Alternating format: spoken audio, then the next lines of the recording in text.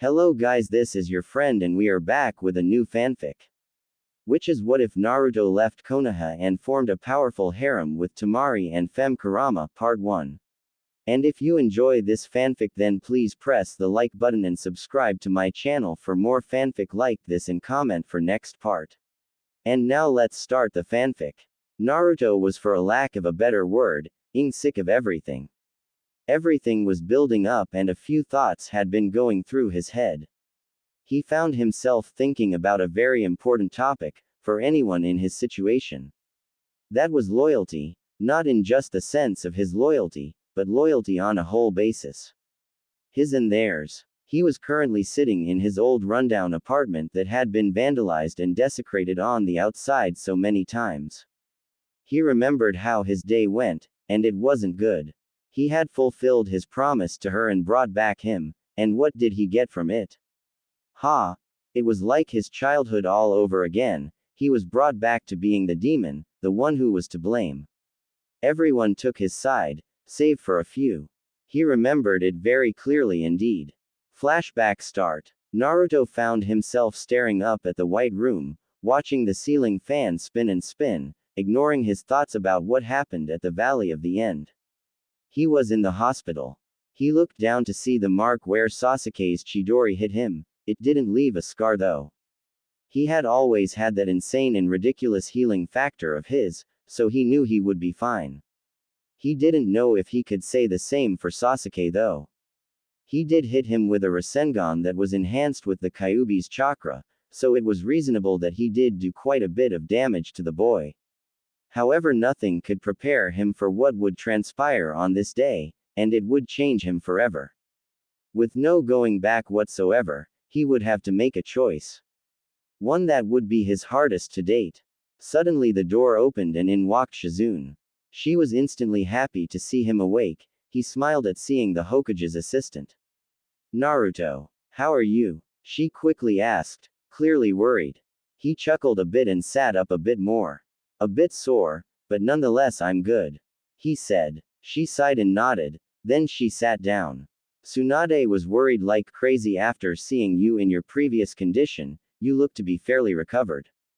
So I will get you released, you just have to take it easy for a few days, she said. He nodded and thanked her. She quickly walked out of the room.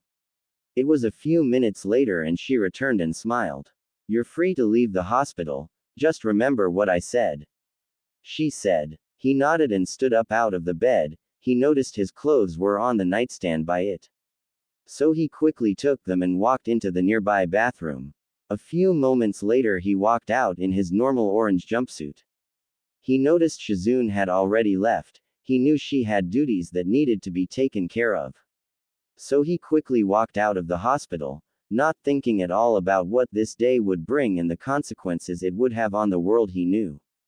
Before he knew it, he was already walking along the streets of his village when he heard a voice behind him. He instantly knew who it was. However, he knew she wasn't happy, but he didn't know why though. Hey you. It was Sakura. He turned and looked at her in confusion. Why was she looking at him like that? Sakura, what's wrong? He asked quickly. Her scowl seemed to worsen as she heard him. What's wrong? You nearly killed Sasuke, she screeched angrily. His expression changed from confusion to annoyed quickly. She was the one who asked him to bring him back in the first place, and he was trying to kill him too. So how was he not supposed to fight back with equal force and not risk dying? Why are you being like this? I brought him back like you begged me to, and now you're blaming me for nearly killing him. Last time I checked he was coming at me with a Chidori as well, he retorted dryly. She seemed to falter a bit, however her face contorted back to rage. However, before she could speak up, another voice came into the fray. Even so Naruto, you lost control of the Kyuubi and used a Rasengan at quite a close range. Not to mention the Kyuubi's chakra strengthening its power. It was Kakashi. He turned to his sensei and glared. This was starting to turn into a real shitstorm for him. So you're siding with her? You say that I lost control of the Kyuubi, while that is true. Don't forget the fact that Sasuke was using the cursed mark he got from Orochimaru. I had no choice in the matter. It was a simple flip of a coin to me, either risk it and have a chance of being able to match him or staying calm and most definitely going in there without any sort of power-up, which would have been suicidal. He said quickly. He was starting to feel the Kyuubi trying to come out, he needed to get away from them quickly before he blew up. I thought you of all people would take my side, Kakashi, but no. You're blind and fail to see past the fact that just because I lost control, that I'm in the wrong. You know what's also funny? I knew you liked Sasuke better. I mean, you straight up ditched me to train him and her for the Chunin exams. He roared. Both of them faltered. It seemed Naruto was getting closer to his limit, and would break soon. Then there would be no going back. Kakashi tried to speak up, but Naruto already started walking away. The damage was done and he knew he couldn't fix what happened, it was already said and done. Sakura just glared at him. Naruto felt her killing intent and stopped dead in his tracks and turned back to her. What? Got something to say? He said through gritted teeth. Her glare just hardened. Yeah, I guess my mother was always right. You truly are a demon. She screeched. Kakashi realized what came out of her mouth and turned to Naruto. His eyes were closed and was breathing in and out slowly. He was suppressing a ton of killing intent on his own will. When his eyes opened, they weren't the cerulean blue eyes. No, they were the red eyes that held all his pain, anger and hate. He glared at her and spoke. You know what? I can't believe I ever thought of you as a friend. All you did was reject me and push me around or call me stupid then fawn over Sasuke. You're shallow, and I hope you realize Sasuke can't be saved, I know that now. So I'm done, you want him so badly, next time you jump into the fray and try to convince to come back, 'cause I won't. He roared at her. She quickly stepped back. Kakashi knew what's done is done. He just hoped this didn't affect them too much, he knew that was a hopeless thought though. Sakura didn't have any words as both of them watched Naruto's retreating form. Naruto needed to calm down quickly, so he walked to the one place where he was always happy, his favorite shop. Ichiraku's. He needed some ramen too, he was starving. Before he knew it, he already had a bowl in front of him. Suddenly he felt someone sit next to him. It was Jiraiya. He sighed as he heard him speak. So kid, tell me what's wrong. I know there's something that's bothering you. He said. Naruto looked up. An argument took place between me, Kakashi and Sakura. He said. Jiraiya raised an eyebrow. He knew something was wrong now. Naruto never fought that badly with his teammates, and if he did it was over something stupid, but the look on Naruto told him that this time it was serious. What was said? He asked. Naruto began to recall their argument, and as Jiraiya listened he could understand where he was coming from. I see. Naruto just remembered, don't listen to what they think about it. Just know that you did what you had to. If you didn't, who's to say you would still be here? He said. Naruto nodded to his sensei and looked at him. Thank you. He said. Jiraiya nodded and looked up. Now I got to go, if you need someone to talk to. Don't hesitate to come to me again or someone you know who would listen to you.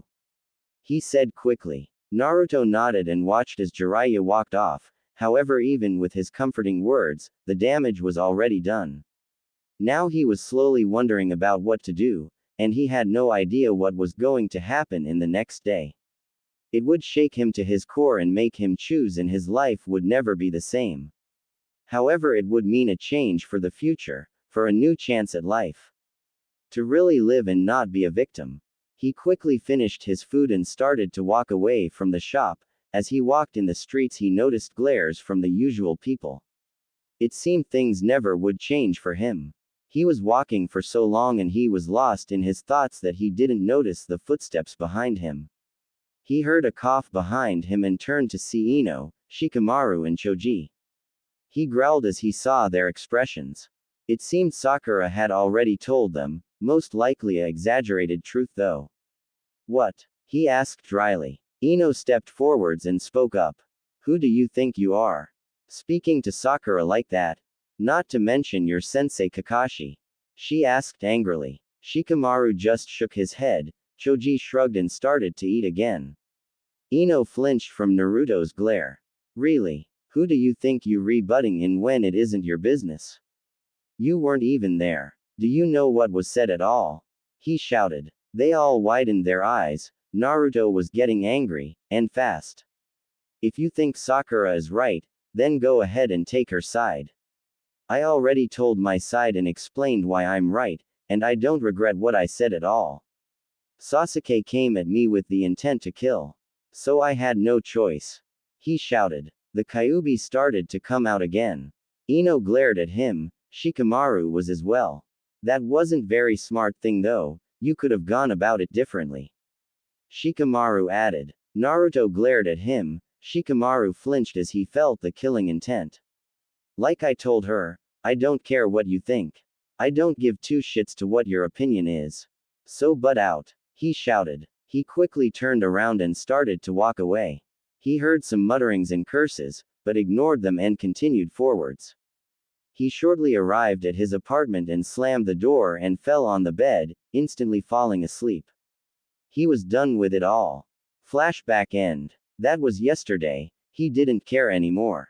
He didn't care what they thought. He had dealt with their opinions with him all his life and he wasn't too thrilled about it. He was about to get up and go to the Hokage's monument, to clear his head. However, he felt lightheaded and fell back on the bed unconscious. He suddenly found himself in his mind. He knew where he was. He didn't know why though. He looked at the cage that held the Kyuubi. It looked at him for a minute. Brat, come closer, he said. Naruto flinched at his tone. It was its normal bitter one, but there was something else to it. Naruto didn't know what made him, but he complied and walked to the cage. I can sense your mind is in turmoil. Now I'm not going to sugarcoat it for you, kid. I can see what you see. I know what has transpired yesterday. The question for you is what would you do about it to change your future? He suddenly asked. Naruto blinked. Was this right? Was he actually having a civil conversation with him? Why do you care? Naruto asked suspiciously. The Kyuubi made a snorting sound before speaking up. Contrary to popular belief, I am not evil. Even if you are a stubborn brat that needs to learn some respect, I have no choice in the matter. You are my host and if something were to happen to you, I would be affected as well. He explained. Naruto blinked, but nonetheless spoke up. What could I do about it anyways? Most of the village thinks I'm a demon. I know my attempts would be futile. They'd never see me as Naruto Uzumaki. No, they see me as a nuisance and nonetheless a demon. He said. The Kyuubi looked at its host for a minute before relenting. Listen, I'm going to be straight with you. Blunt as a matter of fact. What you say is true. With me and you, you'd never really get respect for who you are. Now I'm not suggesting freeing me. I know how that would turn out. No, what I'm saying is why do you place your trust in people would already turn their backs to you? Why do you try to get them to acknowledge you when you know what the result will always be? With what happened yesterday is more proof to me. He said. Naruto sighed and realized there was some truth to what he was saying. Can you just get to the point? He asked dryly. The Kyuubi just snorted. Figures you'd say that. Okay then. We know you aren't really welcome in this village and most of the people who are your friends have turned. Now let's put in a hypothetical and say you had a choice. You could stay in the village and never see any change in how they treat you, or you could throw caution to the wind and say it. Leave the damned place and start a new life. He said with a chuckle.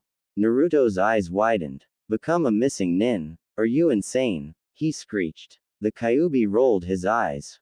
Yes, a missing nin. Now if this were the case, you wouldn't be alone. I'd personally train you how to use my chakra, so that you'd stand a chance against the hunters. He explained. Naruto's eyes widened again. If he did do that, he could get incredibly more powerful. He could even learn new jutsus from the other villages. It was tempting indeed. He knew there was a catch, however. What's the catch? He asked. The Kyuubi laughed. You're right, there is a catch. Now if you were to stay here, you'd eventually break and lost control and well, they might not want to deal with you. Who knows what could happen? Now if we were to do the first option, it would be hard to escape. I could do it though. If you gave me control over your body, now this isn't permanent, just to get a good distance away. As to the catch, well, first would be some leeway, give me some room to breath in here.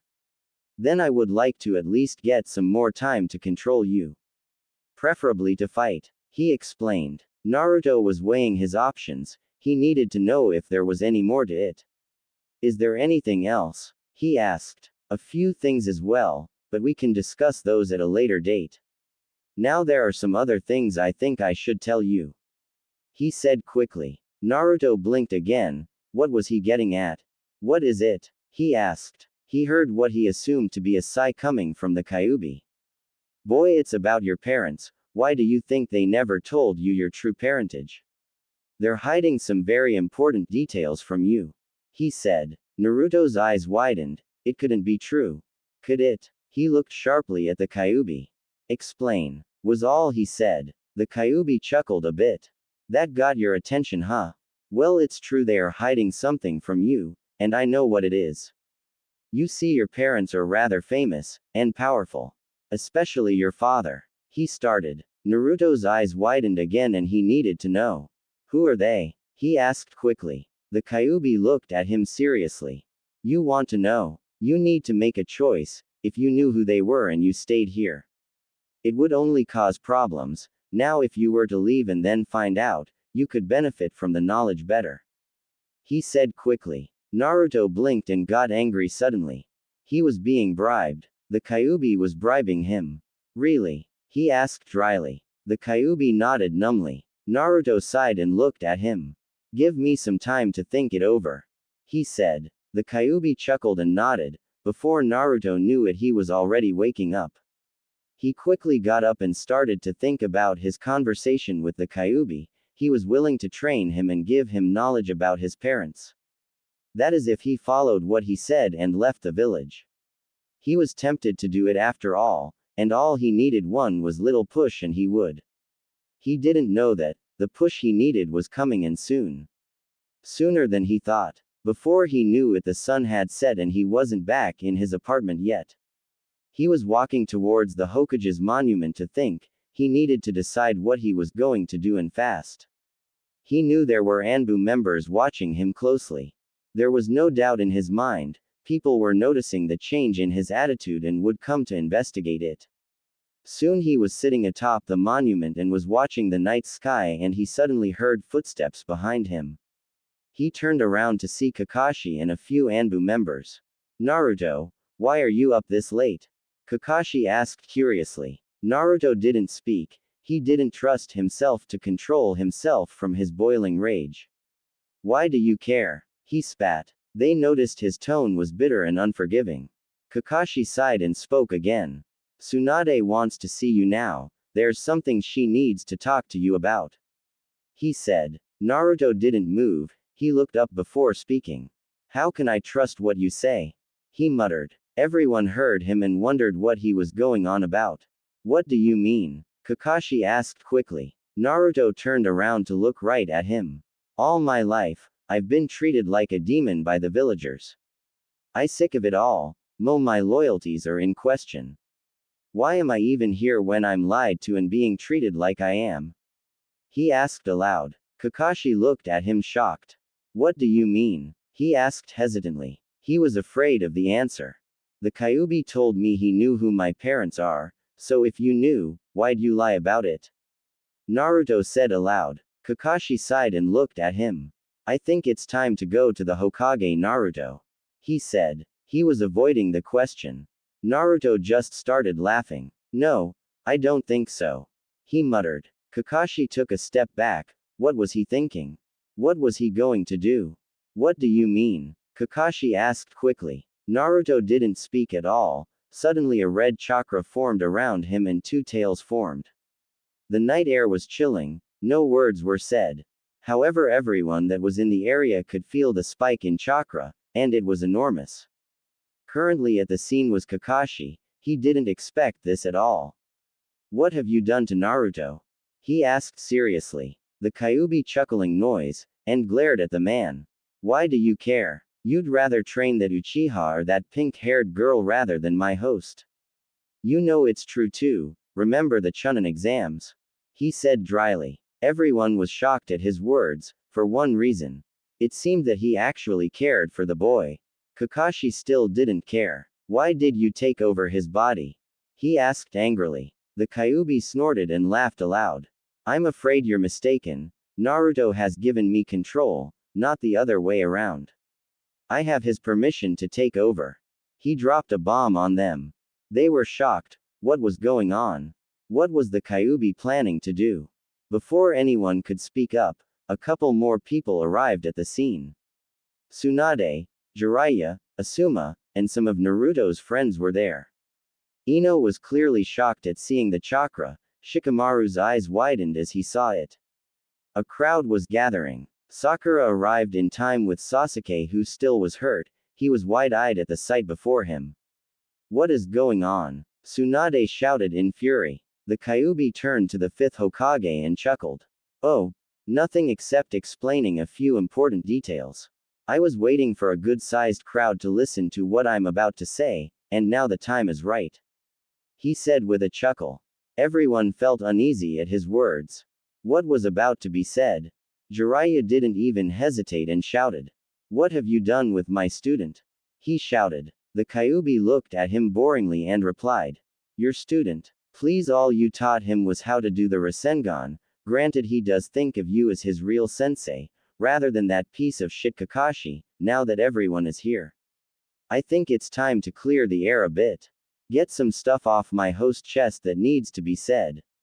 Firstly, you are bastards and backstabbers, specifically you two. He said. Everyone watched as he pointed at Kakashi and Sakura. They wondered what had happened. Jiraiya sighed and looked at the Kyuubi. They know what they did, but that doesn't explain the fact why you're in possession of Naruto. He said. Everyone wondered what he knew. What happened? Tsunade asked quickly. Kakashi looked down and Sakura didn't even say anything. She glared at the Kyuubi. Those two had an argument with Naruto and it seemed it affected him deeper than I thought. Jiraiya spoke up. Tsunade looked enraged. She stomped over to Kakashi and got in his face.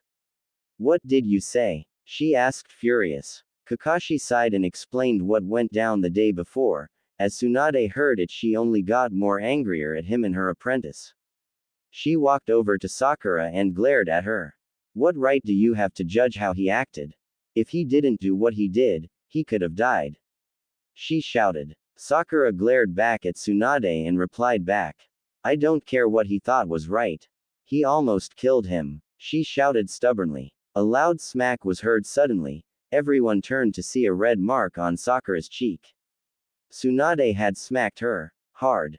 No one expected that at all. They knew Tsunade was a mother figure to Naruto and would do anything to protect him as well. They should have expected her to do that though. I have half a mind to punish both of you for what you have caused, however we have bigger problems to deal with right now.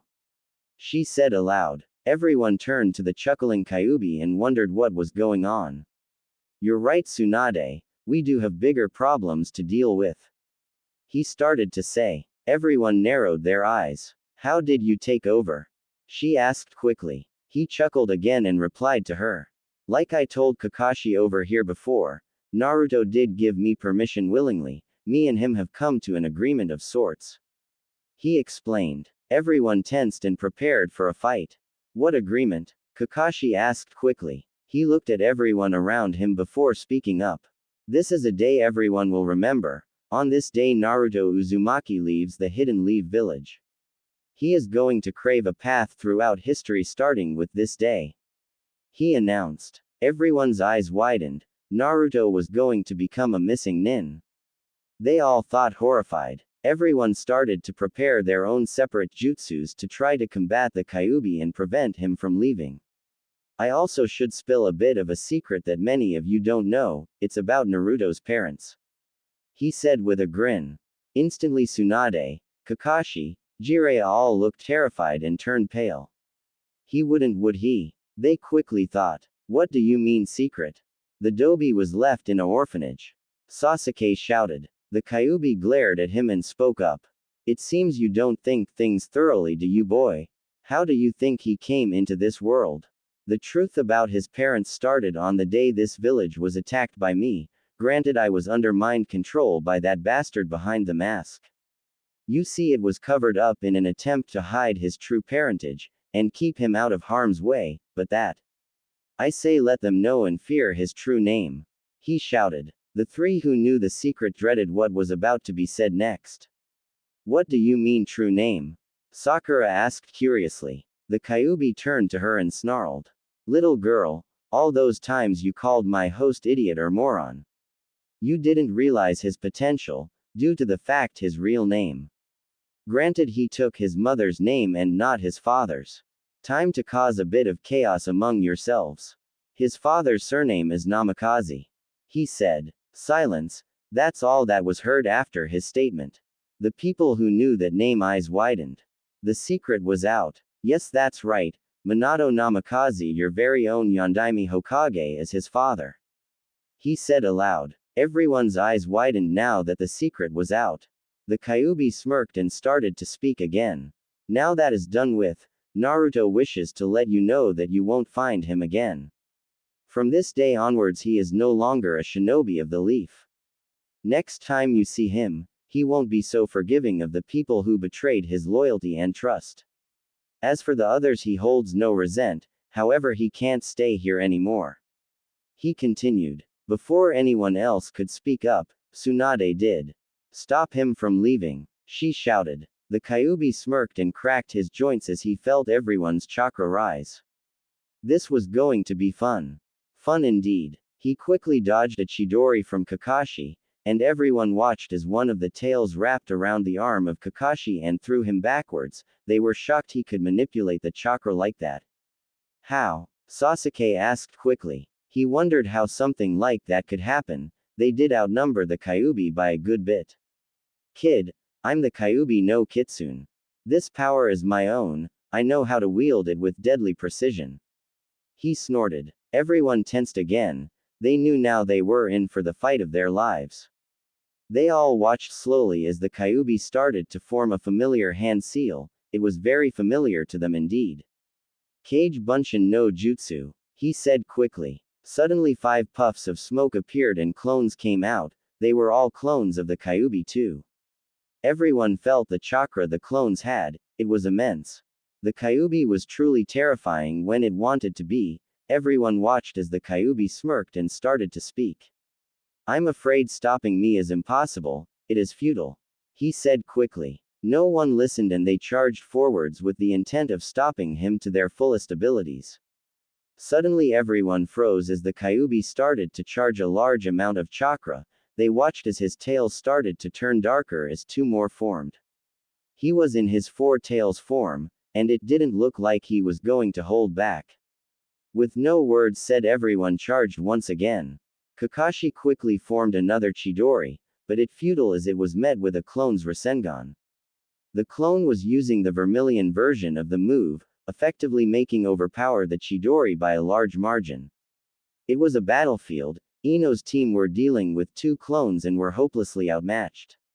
Tsunade and Jiraiya were taking on the real Kyuubi in its 4-tailed form. Jiraiya decided he had no choice. The Kyuubi watched with interest as he noticed the man's chakra rising by a large bit. Tsunade noticed it too and turned to him. They watched as he placed his hand on the ground. He was doing a summoning. They watched as none other than Gamabunta the chief toad was summoned. Jiraiya, why have you summoned me? He asked aloud. Jiraiya pointed to the Kyuubi. We need to stop the Kyuubi from escaping. He explained. Gamabunta took a look at what was currently going on. It was a big situation, no doubt. The Kyuubi growled as he knew this fight was starting to get a bit unfair. He was in his 4-tailed form and he was about to face off against the chief toad, who no doubt could easily handle him in his 4-tailed form. He quickly came up with a plan. It was a last-ditch effort, being that they were still on top of the Hokage's monument. He could get a little reckless. He knew Naruto wouldn't like it if he destroyed the village. He wanted to leave and start anew, not destroy it. Everyone watched as the clones dissipated, leaving the Kyuubi to himself. They knew he was planning something. He suddenly roared and charged his chakra even higher. He was starting to gain more tails. He stopped at 6. Everyone stared at him as pieces of bone started to form on top of the chakra he possessed. Surprising everyone, he curled his tails around him and swung them in a windmill motion. He was trying to create some room. He proceeded to leap in the air and formed 2 large Rasengans in his hands. They wondered what he was planning. It seemed like he was going to fall down to the ground and aim them at the ground. However, they were shocked as he placed both of them together. In an instant they blew up, thus launching him higher into the air. He was about a good 40 feet in the air. They all started to run away from the blast site as he plummeted back towards the ground. They all watched as he neared the ground. He slammed his tails like a hammer and made a big shockwave, knocking everyone back and kicking up a lot of dust. He knew it was time to make his getaway while everyone was distracted. 10 minutes later all the dust cleared away, leaving a shocked group of shinobi. All of them realized what had happened. Tsunade was enraged. Jiraiya was too, however for different reasons. He glared at Kakashi and Sakura as the silence rolled on. I want him found now. He is now a missing nin. Bring him back here at any cost. Tsunade shouted in fury. She then looked to Kakashi and Sakura. You two, meet me first thing in my office in the morning. You'd better not be late, she said through gritted teeth. She turned to Jiraiya and spoke up. Jiraiya, you trained him more than Kakashi, so you should be able to figure out his patterns. Think about what he would do and find out where he could be going, she said quickly. He nodded and sprang into action and sprinted off into the night. Tsunade was barking orders left and right. She needed to do damage control quickly. It would only be a bit before the council heard of the whole ordeal. They would want him to be found quickly. Once they learned the truth about his parents, there would be no going back. As everyone was still in their stupor, she noticed something in the middle of the crater that was caused by the impact of the Kyuubi. Quickly dashing towards it, she kneeled and picked it up. It was his headband. To her it was now real. It dawned on her. He left, and didn't plan on coming back. Scene break the morning after. Kakashi and Sakura were currently walking to the Hokage's office. They knew they were in for a rough lesson about what they did. Sakura couldn't help feel guilty. However, one thing was currently nagging her mind. Kakashi, is Naruto really the son of the fourth? She asked. He turned to her and nodded numbly. Yes, it was kept a secret for his safety.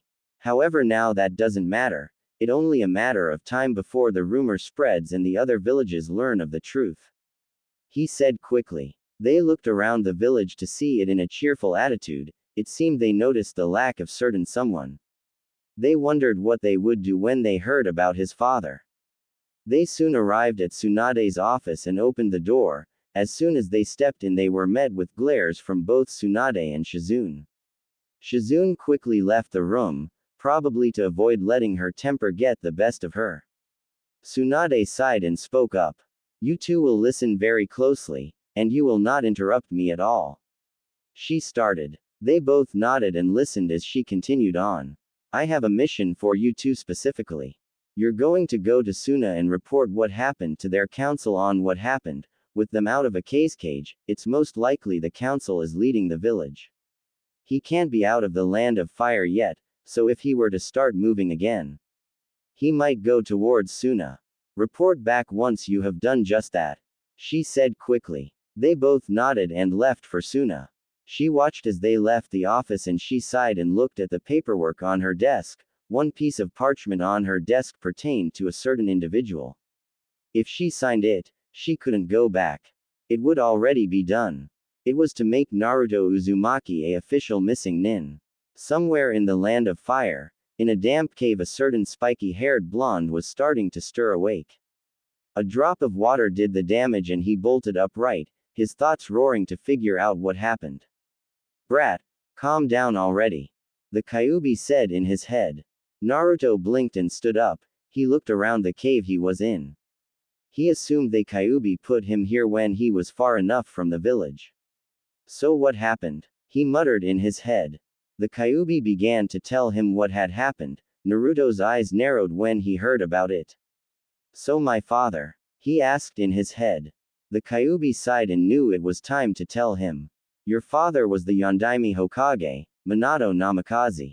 He answered. Naruto's mind ran a blank, he then screeched in his head. Which clearly annoyed the Kyuubi, with an effective shout telling him to shut it. So where are we and what now? Naruto asked quickly. The Kyuubi was silent for a bit. As he sprinted across the terrain, Naruto had his own questions he needed answered. He wondered what training the Kyuubi was going to give him, he knew it was going to be rough. He knew without a shred of doubt that it wasn't going to be easy. He knew that Fox was going to have some kind of sadistic pleasure in torturing him with grueling hours of training. He knew it was the truth too. He was currently deciding what his best course of action would be, and it was about which village to go to. He needed supplies for sure. He also needed to get out of this jumpsuit, he stuck out like a sore thumb in it. He was going to get a mask like Kakashi wore, it would definitely make it harder for someone to recognize him. He wasn't about to be stupid and waddle into Suna. He had no doubt in his mind that Tsunade had sent a party to there to inform him of his escape, so he couldn't risk it. So he was debating on going to Kusa and shopping there, then heading out again before anyone got suspicious of him. They were allies with Konoha after all. So he needed to proceed with caution. He also knew he couldn't go crazy with spending, granted he did save up a good bit of Ryo. However, he knew it would only last him so long, so he needed to be careful and make sure to not overspend, he needed just the essentials. So with those thoughts in his mind he raced towards his destination. He assumed it would be an hour or two before he reached it. Before he knew it, he had already arrived at the village. He needed to be careful, he couldn't stay forever and people would know a new face. So with his thoughts in place, he walked into a general store. The clerk instantly knew he wasn't from around the village, obviously someone new. Hi there. New to Kusa huh? What can I help you with? He asked quickly. Naruto looked at him and needed to put his words carefully. A missing nin was a very big deal. If the clerk had tiny bit of suspicion that he was one, he could easily go to the leader of the village and report his suspicions. Naruto cleared his throat and spoke up. I'm in need of few supplies, firstly needed to get a change of clothes and some hair dye. He said quickly. The clerk narrowed his eyes, he obviously thought something was up. Why the hair dye? He asked quickly. Naruto gulped and decided to bluff and bullshit his way out. I'm on an undercover mission from my village, can't have anyone knowing who I am or recognizing me. That's why I am not wearing my headband. He bluffed. The clerk's expression changed quickly. Oh, I'm so sorry. Very well, follow me. He said quickly. Naruto nodded and followed him. He heard the Kyuubi chuckle in his head. Nice one kid, a piece of advice. Maybe stop at the library and get a book or two on persuasion and deception. It would be a very useful tool to have at a moment's notice. Eventually you could get so good at it you'd have a silver tongue. He suggested. Naruto blinked, that was a pretty decent point. Why not? He thought. The clerk led him to one of the aisles and it had general goods. He looked around and spotted some of the things he needed. One was a pitch-black mask that covered most of his face, leaving one eye for seeing. He decided to take it. He looked at the clothes, he picked out a sleek, tight-fitting combat jacket that had a good amount of hidden pockets. He smirked as he grabbed it. He could hide a good bit of stuff if the need arose. He picked out a matching pair of shorts and took a look at the hair dyes. He didn't want something that would stick out, one thing that would look natural if anyone asked or got suspicious about it. It was a choice between a few colors.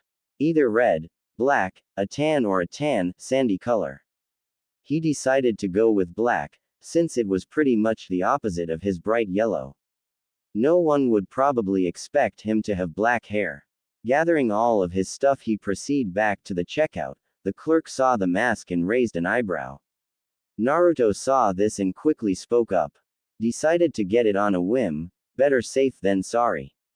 He mused. The clerk seemed to buy it and rang it all up. Before he knew it, Naruto was already outside. He quickly walked into a nearby alleyway and proceeded to change. Quickly throwing his orange jumpsuit in a nearby trash can, he proceeded to walk to the nearby library and decided to pick up a few persuasion books and started to read. He chuckled as he read the title. Speechcraft for Morons. However, he opened the book and started to read nonetheless. It was about 30 minutes later and he summed up what the book told him: different manners of speaking and how to use certain words to your advantage. He thought it was a pretty good idea to learn persuasion. It would definitely help him later. He eventually read what he could. He knew he couldn't stay in the village that much longer. He was sure Tsunade was already sending parties to the other villages to find any traces of him. He quickly put the book back and walked into the bathroom. It was time to dye his hair. It was a messy 15 minutes later and he finally came out with sleek black hair. He guessed no one would know he was Naruto Uzumaki. As he finally stepped out of the building, he looked at the mask and fitted it to his face. It was time to move on and decide his next course of action. Now he knew with this disguise he could go to some villages who knew his name. They wouldn't be able to see past his measures and wouldn't know it was him.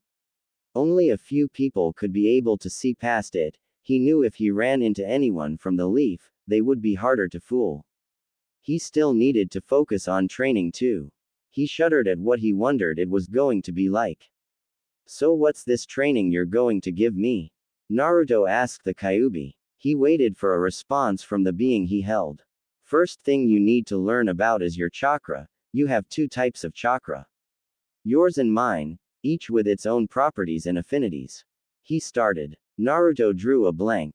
Affinities? He asked confused. He heard the Kyuubi snort before replying. I keep forgetting that those teachers you had at that academy barely taught you jack shit. You see, there are 5 affinities. Earth, fire, lightning, wind and water. I have the fire affinity with my chakra, while yours is a wind affinity.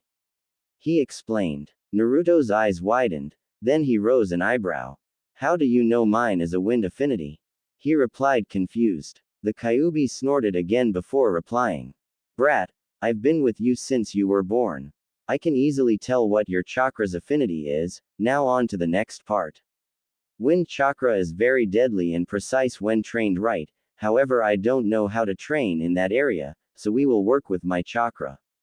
Since it's your best bet at staying alive against the hunters that will no doubt come for you, we will start with my chakra.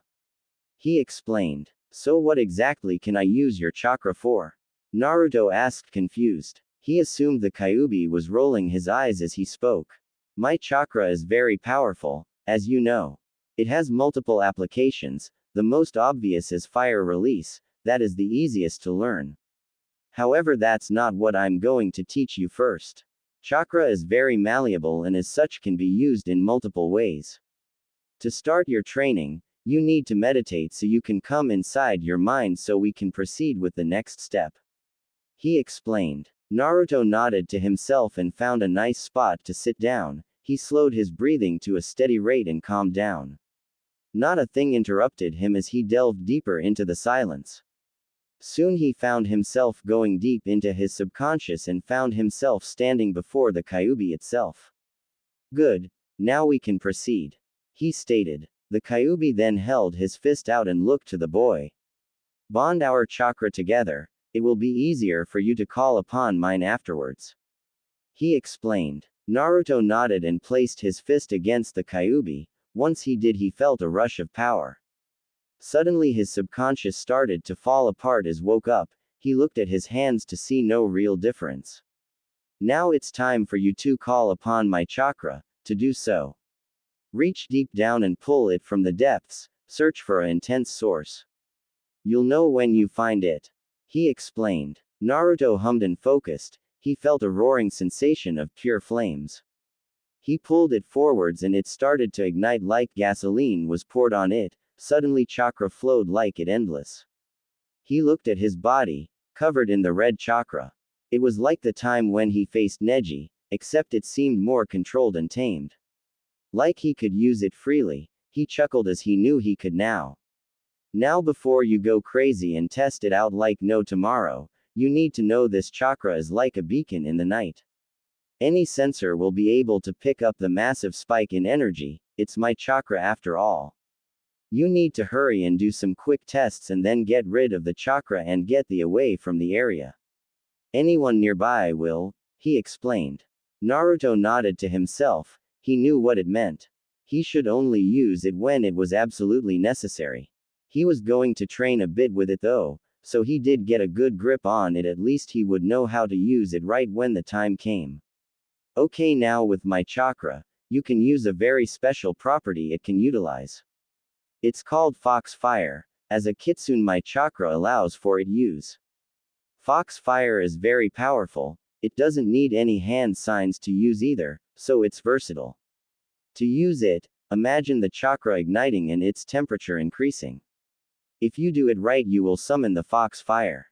He explained. Naruto nodded and closed his eyes, then started to concentrate.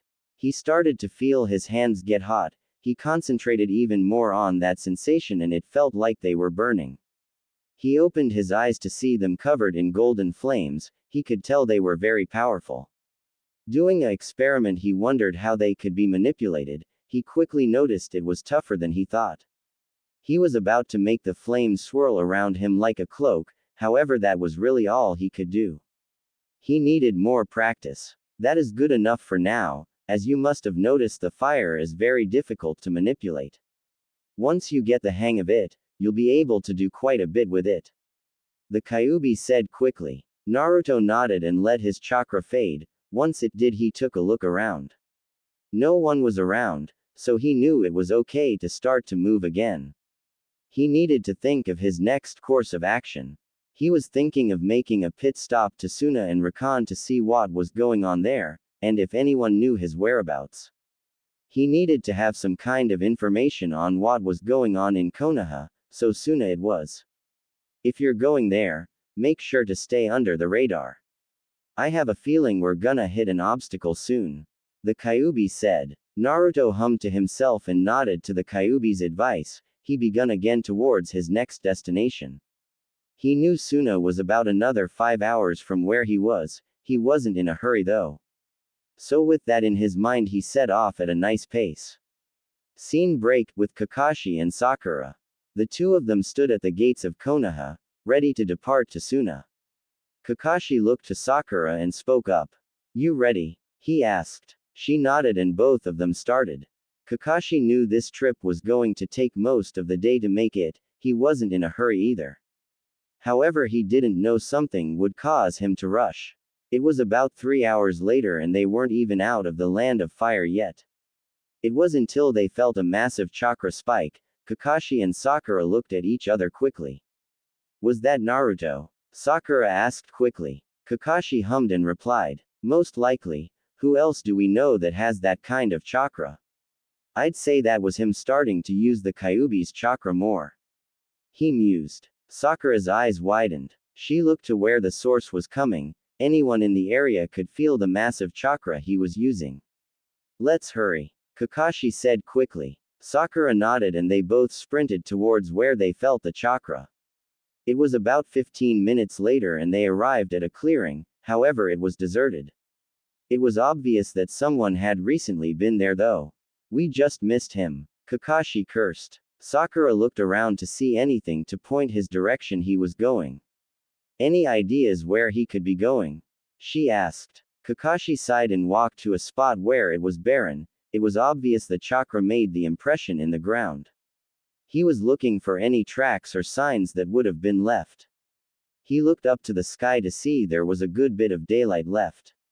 Well, there's a few options he could have chosen. Either he stopped at Kusa and did some stuff and is now heading towards Suna. If that's the case, we might catch him there. However, he may already have been to Suna and is going towards Kusa. Either way, we know he is in the area. We need to continue to Suna though. Let's hope we can find him there. He mused. They both started once again towards their destination. Before they knew it, they were already in Suna. Walking around, they spotted someone familiar to them. It was Temari. She looked to be shopping. They walked up to her and got her attention. Temari cautiously turned around and shocked to see them. What can I do for you? She asked quickly. Kakashi looked at her and spoke up. We need to speak to whoever is in charge.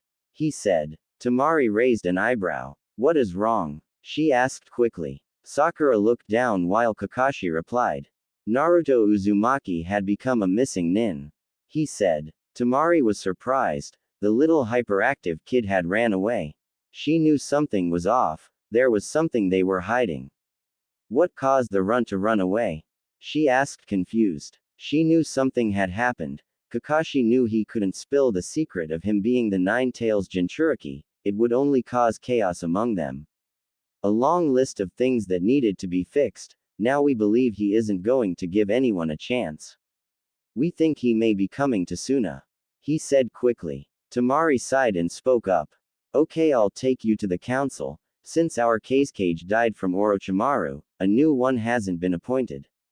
She said. They both nodded and followed her. Soon they arrived at a building and entered it. Temari sat outside the building thinking about what could have caused such a change in the boy to make him become a missing nin. She drew up a blank. She knew he practically loved the village. So why would he forsake it and desert it? She thought quickly. She had no idea just how much he was changed, and wouldn't go back at all. It was something obvious to her, she knew he was going to change. However, she didn't know just how much he would. She was interrupted by a strange feeling, like she was being watched. She looked around to see no one, yet the feeling still remained. She hesitantly took out her fan and looked around. That's when she looked up and noticed someone was watching her, or the building for some reason. She couldn't make out the appearance. With no hesitation she hopped on her fan and used it like a glider, sending her upwards to the roof where the boy was. Once she got there, she took in his appearance. He looked like a miniature Kakashi, with pitch black hair. His lone eye watched her like a hawk, ready at a moment's notice. Who are you? She quickly asked. She noticed he didn't have a headband. She narrowed her eyes and begun to get into a stance. The boy took note of this and did the same. A fated battle was about to take place atop the village. A cold breeze blew past the two of them as they stared at each other unflinchingly. Temari had no idea who this was. She thought for a second it might have been Naruto, but Naruto didn't dress like this and didn't have black hair. Oh, how wrong would she be when all the secrets spilled out. She looked at him closely as he did. Who are you and what are you doing here? She asked quickly. He didn't answer. He feared a bit that if he spoke, she might recognize his voice. He knew Kakashi and Sakura were still in Suna as well. So he couldn't get reckless and cause a massive scene that would no doubt attract unwanted attention. I'll give you one more chance to answer me. Or I will beat it out of you forcefully.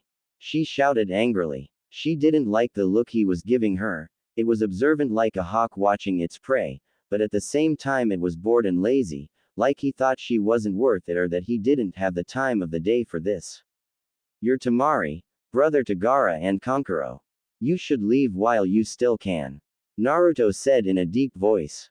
He was trying to mask his voice somewhat, by making it more animalistic and deeper. She narrowed her eyes and brought her fan out. Who are you and how do you know about us?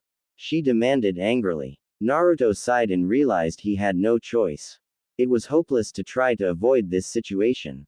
Once Temari noticed he isn't responding to her at all, she took out her battle fan. Futon. Kazekiri no Jutsu, she shouted. Naruto quickly rolled out of the way as the sharp blast of wind came at him. He cursed as he realized if he got hit by those, it could rip his mask off. He looked at her to see her sizing him up. It was obvious she realized it wasn't going to be easy. However, that wasn't going to stop her. She quickly let off another cutting whirlwind at him, which of course he easily dodged. She stopped for a second as he started to make a few hand signs. It quickly ended and with 4 words sent her into shock. Kage Bunshin no Jutsu, he shouted. All around her clones formed. She counted about 20 of them all ready to attack at once, and they did. They all charged at once. Futon. Kazekiri no Jutsu, she shouted again. This time she spun her fan in a circular motion, intending on hitting as many clones as she could. She did get a good bit of them. She looked to the man to see him standing still. I'm going to say this once, leave now before I have to end this.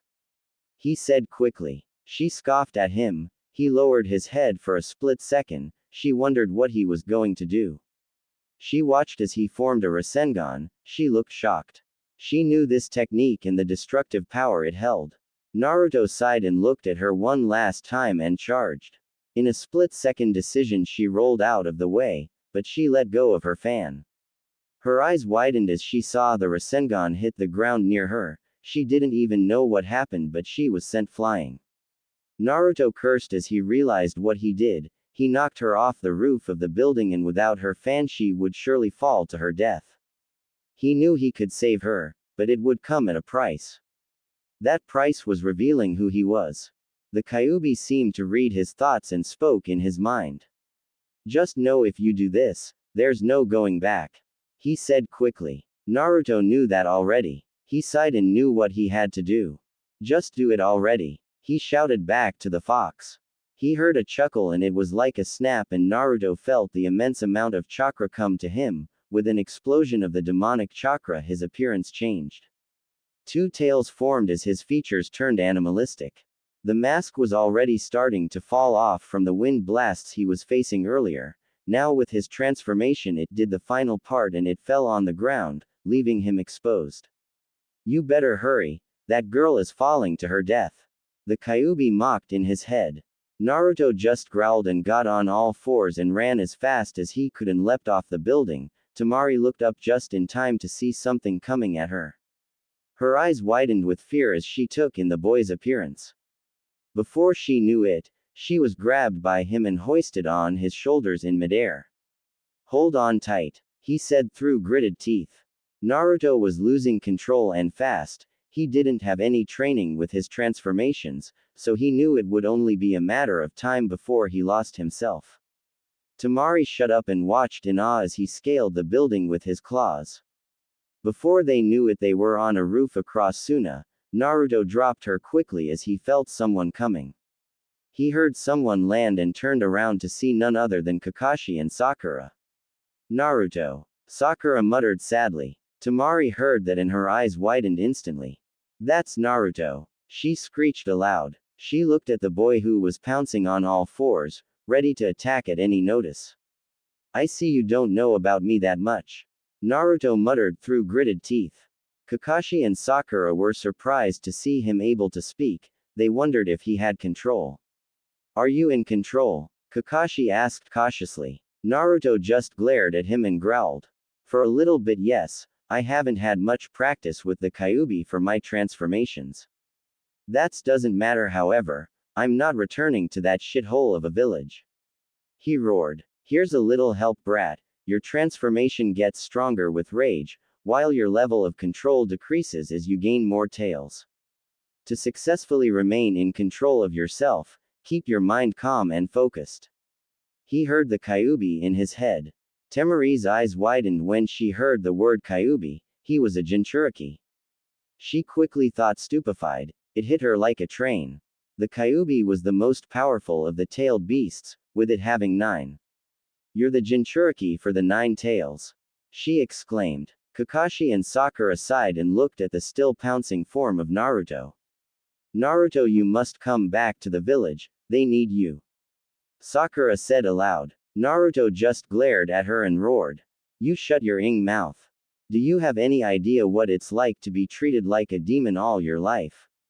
Tell me, what did you ever do to help me in my times of need? He shouted angrily. Temari's eyes widened once again. Gaara and him were so alike. She knew that was main reason Naruto got through to him. They were both considered demons by their respective villages. Kakashi sighed and realized there was no getting through to him. They would have to subdue him. That is if they could. Sakura, watch out. This is going to be a tough fight. Naruto will fight more animalistic and more unpredictable. Don't let down your guard, he said quickly. Sakura just scoffed and spoke up. You're right, even if he is powered up with the Kyuubi, me and you can take him on, she said foolishly. Kakashi was about to speak up, but noticed Naruto had vanished. He quickly turned to Sakura and looked above her to see him already in midair with his claws aimed at her. He quickly dashed and pushed her out of the way just in time to hold out his hand and grab the clawed hand that was aiming right for her. Kakashi couldn't believe it. How did he get so fast? He wondered. He wondered how powerful the boy could truly become. He was under the Kyuubi's own tutelage. He had no doubt Naruto would eventually become a force to be reckoned with. However, a part of him wondered if that was good or bad. Sakura looked fearful at the way Naruto ruthlessly attacked her and Kakashi. It was obvious he was going to do everything in his power to keep them from bringing him back to the village. Kakashi managed to throw him off. He looked at him wearily as he got back. Quit while you at it, you have no chance now. I will only grow stronger from now on. Naruto raged. Temari wondered what was driving him to be like this. The boy she knew as Naruto Uzumaki was nothing like this. He was a happy and joyful kid, not a rageful monster bent on something like this. Naruto, why won't you come back? Sakura screeched. She had tears in her eyes. Naruto saw this and closed his eyes. Suddenly a wave of chakra exploded from him as another tail formed. You have the audacity to ask me that after what you two did. Remember what both you said to me that day. Both of you have no idea what I felt after all of that. No one even tried to come to my side to see what was wrong. Only Jiraiya was able to see something was wrong. Then I find out about my parents from the Kyuubi, and I think to myself, who can I trust? This is your final warning. Leave now and don't try to find me again. I will never return to that village. He roared angrily. Temari looked sad at what she heard. It wasn't on a whim that he left. No, it was from all the clashing thoughts he had about his reasons. Then he found out about people lying to him, and it only shoved him further down the path he was on now, and there was no turning back now. She could only wonder what they did to him to make him like this. She also wondered what the others did. She knew if he was a Jinchuriki he would have a hard life. Please Naruto. Everyone wants you back. Sakura said aloud. Naruto scoffed and glared at her. Enough. Go back to your Sasuke that you wanted back so much. I did bring him back for you, didn't I?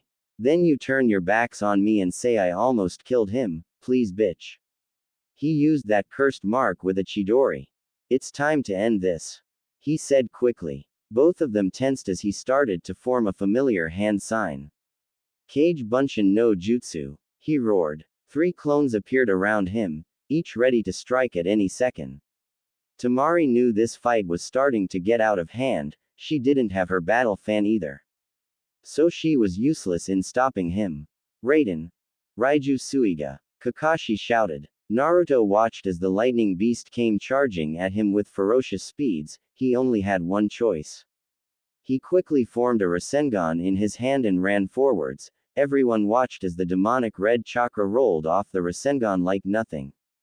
The two opposing jutsus quickly caused a gigantic blast that made everyone cover their eyes and ears. Naruto knew he had to do something quickly. He soon would start to run out of chakra, and that would be very stupid of him and especially deadly. He also knew his control over the tailed forms were dwindling every second that passed. How do I come out of my form? He asked the Kyuubi in his head. He waited for a response from the Kyuubi. Normally you can't, however I can bring you out of it. There are other ways for you to do it as well. Chakra exhaustion is a big one, being that your chakra control is horrible, that's likely going to happen soon. It's time for you to come up with an escape plan. He heard in his head. Naruto nodded numbly and began to think on what to do. He suddenly came up with an plan. Time to put it into motion. He waited as the blast calmed down and everyone gained their bearings back. They all watched as the clones didn't move, they just stayed still. Kage Bunshin no Jutsu. Naruto roared even louder this time. All around them clones appeared on the roof. Kakashi and Sakura quickly put up their guards as they saw the clones. Temari wondered what he was going to do. Each clone looked at them with clear intent. They all looked to the clones to see them start to glow a golden color. It was some kind of fire. What is that? Sakura screeched. Kakashi didn't know. He knew it was some kind of fire. He knew that it was powerful also. I don't know exactly, but it is a kind of fire that Naruto must have learned how to produce. He mused. Everyone covered their eyes once again as the flames got brighter suddenly. It was starting to get intense, the heat was getting very hot as well. They suddenly heard a few scraping noises and what sounded like someone getting punched over and over again. What they didn't know is the clones had used that moment they blinded them to slingshot the real Naruto out of the way. He was already climbing the wall to get outside and into the desert and head to his next destination. Back where the fight had taken place, the blinding light had disappeared along with Naruto and his clones. Kakashi and Sakura were completely dumbfounded that he escaped. How? Sakura muttered. Kakashi didn't even respond and looked up to the sky and sighed. It was time to report to Tsunade. Temari on the other hand was feeling a lot of emotions, the main one was anger. Why did they insist they needed to get him back when they knew he wasn't going to come back? She quickly thought. She was also feeling sorry for the now missing Nin. It was obvious he didn't want to come back and they weren't going to stop trying to do just that, which would only anger him more. She started to wonder where he could be going. She knew soon he would become stronger than anyone could imagine. She wondered the next time they would meet. She knew it wasn't going to be for a while. Thanks for leading us to the council, Temari. We must report back to the Hokage now. Kakashi suddenly said. Temari had to ask a question. What are you planning to do with Naruto? She asked quickly. She didn't flinch as Sakura glared at her. Kakashi just sighed and spoke softly. To tell you the truth, I don't know. It's up to Tsunade if she wants to pursue him. However, I know it's futile, he won't come back. He said. Sakura gasped and looked at Kakashi. We can bring him back. She argued. Kakashi just shook his head. The damage was already done, Sakura. Naruto's path is his own now. We wouldn't be able to get through to him, especially after what happened. He said softly. Sakura went to speak again, however she shut her mouth as she realized he was right. Both of them nodded to Temari and began their journey back. Scene break near Konoha. Two figures stood atop a tree branch looking over the village hidden in the leaves. One was looking stoically at the village he once called home. The other had a thoughtful face that resembled a shark. These two were watching for any signs that could lead to a certain someone's whereabouts. He left the village about 5 days ago, correct? The man with the sword on his back. The other didn't reply just yet, he was staring at the village for a good bit. That's what the rumors say, Kisame. He said. Kisame looked at the village hidden in the leaves for a good bit. The man besides him stood up and turned around. Our spies say he was seen in Suna not too long ago. If he was spotted, he could have already left. Let's see if we can intercept him. He said. Kisame nodded and stood up. Let's go, Itachi. He said. Both of them sped off in the direction they were hoping to find their target. Both of them stopped suddenly when they saw something that intrigued them greatly. It was tracks and they were fresh. Kisame bent down to inspect them a bit closer. Someone was here very recently. They were clumsy too, like they were tired. He mused. Itachi looked around to see if there were more of them. He saw some. They were heading in the opposite direction they were going, away from Suna. You think the Jinchuriki left Suna and is headed to a new destination? Kisame asked quickly. Itachi gave a affirmative grunt. Naruto is crafty, but he is dense and sometimes stupid. Something tells me we need to proceed with caution. If he escaped both Suna and Konoha, then there's something we don't know. Itachi said. Kisame thought about it for a moment and knew from what he heard about the boy, that he was indeed crafty. He was a prankster after all, and he couldn't doubt that there was definitely something they didn't know if he escaped from both villages. You're right, his tracks though. If I think where he's going is right, we may have a problem. Kisame said suddenly. Itachi turned to him with a confused glance. What? He asked confused. Kisame looked to him and replied. I think he is headed towards Kumo, if he gets there. It will be a lot harder to find him. He said. Itachi sighed and realized that was the truth. Kumo was pretty big and it would take a while to find him if he was headed there. Well, let's no waste any time and let's see if we can catch up to him. Itachi said quickly. Kisame nodded and they both sped off in the direction the tracks led. Naruto sluggishly walked under the canopy of the forest he was currently in. If he had to guess, he was at least a day from the land of lightning. He nearly escaped from Suna and it took, if not all, most of his chakra to do so. So what's your plan? He heard the Kyuubi ask in his head. Naruto was silent for a good bit. He was thinking on his next course of action. He was on his way to Kumo, but when he got there, then what? That was the missing detail in his mind. He quickly decided he would cross that bridge when the time came. He was startled when the Kyuubi suddenly spoke up. Kid, keep moving and don't stop at all. He heard. Naruto wondered what he meant by that. What was going on? He quickly thought. What's the matter? He asked in his head. The Kyuubi was silent for a good bit. We're being followed, he replied. Naruto instantly tensed. He thought he already got away from Suna. Who was following him? Those thoughts were running through his head like a speeding bullet. Who is it? He asked cautiously. He couldn't fight right now, so he needed a place to hide out for a while. He needed to rest and get his strength back before he could take on someone. Don't know exactly who, but I sense two distinctive chakra signatures that are coming towards us. He said quickly. Naruto nodded and stood up straight. He needed to conserve what little chakra he had left, so fighting them was out of the question. Even with the Kyuubi's chakra, it would still be a tough fight with it being 2 against 1. He, however, had a plan. I'm gonna call on your chakra some. I'm gonna try to confuse them with shadow clones. Make them spread out while making obvious tracks. He said quickly. The Kyuubi was silent for a good bit. You'd better hurry, they're coming closer. He said finally. Naruto nodded and started to call on the chakra. He only wanted a little bit. Only enough to make 4 or 5 clones. As the familiar red chakra covered him, he started to form the hand seals. Kage Bunshin no Jutsu, he shouted. 4 clones appeared in front of him, when Naruto finished giving orders. They all nodded and split up, making as many tracks as they could, purposefully making obvious that anyone could see them. Naruto then decided to take a detour. He quickly thought that they might have known where he was headed. So his 1-day trip turned into a 3-day trip. He knew what he just did would confuse them a bit and give him a window to get a good distance away. However, he needed find somewhere he could rest soon. The nearest village that he could go to was Yuga, so he decided that was where he would head for right now. Where he was right now made Yuga about a couple hours away and he could make it if he really wanted to, but he was still exhausted. So he opted for looking for something hidden, so that his chances of being discovered were slim. He also preferred something that had multiple escape routes. If the need arose, he could use them.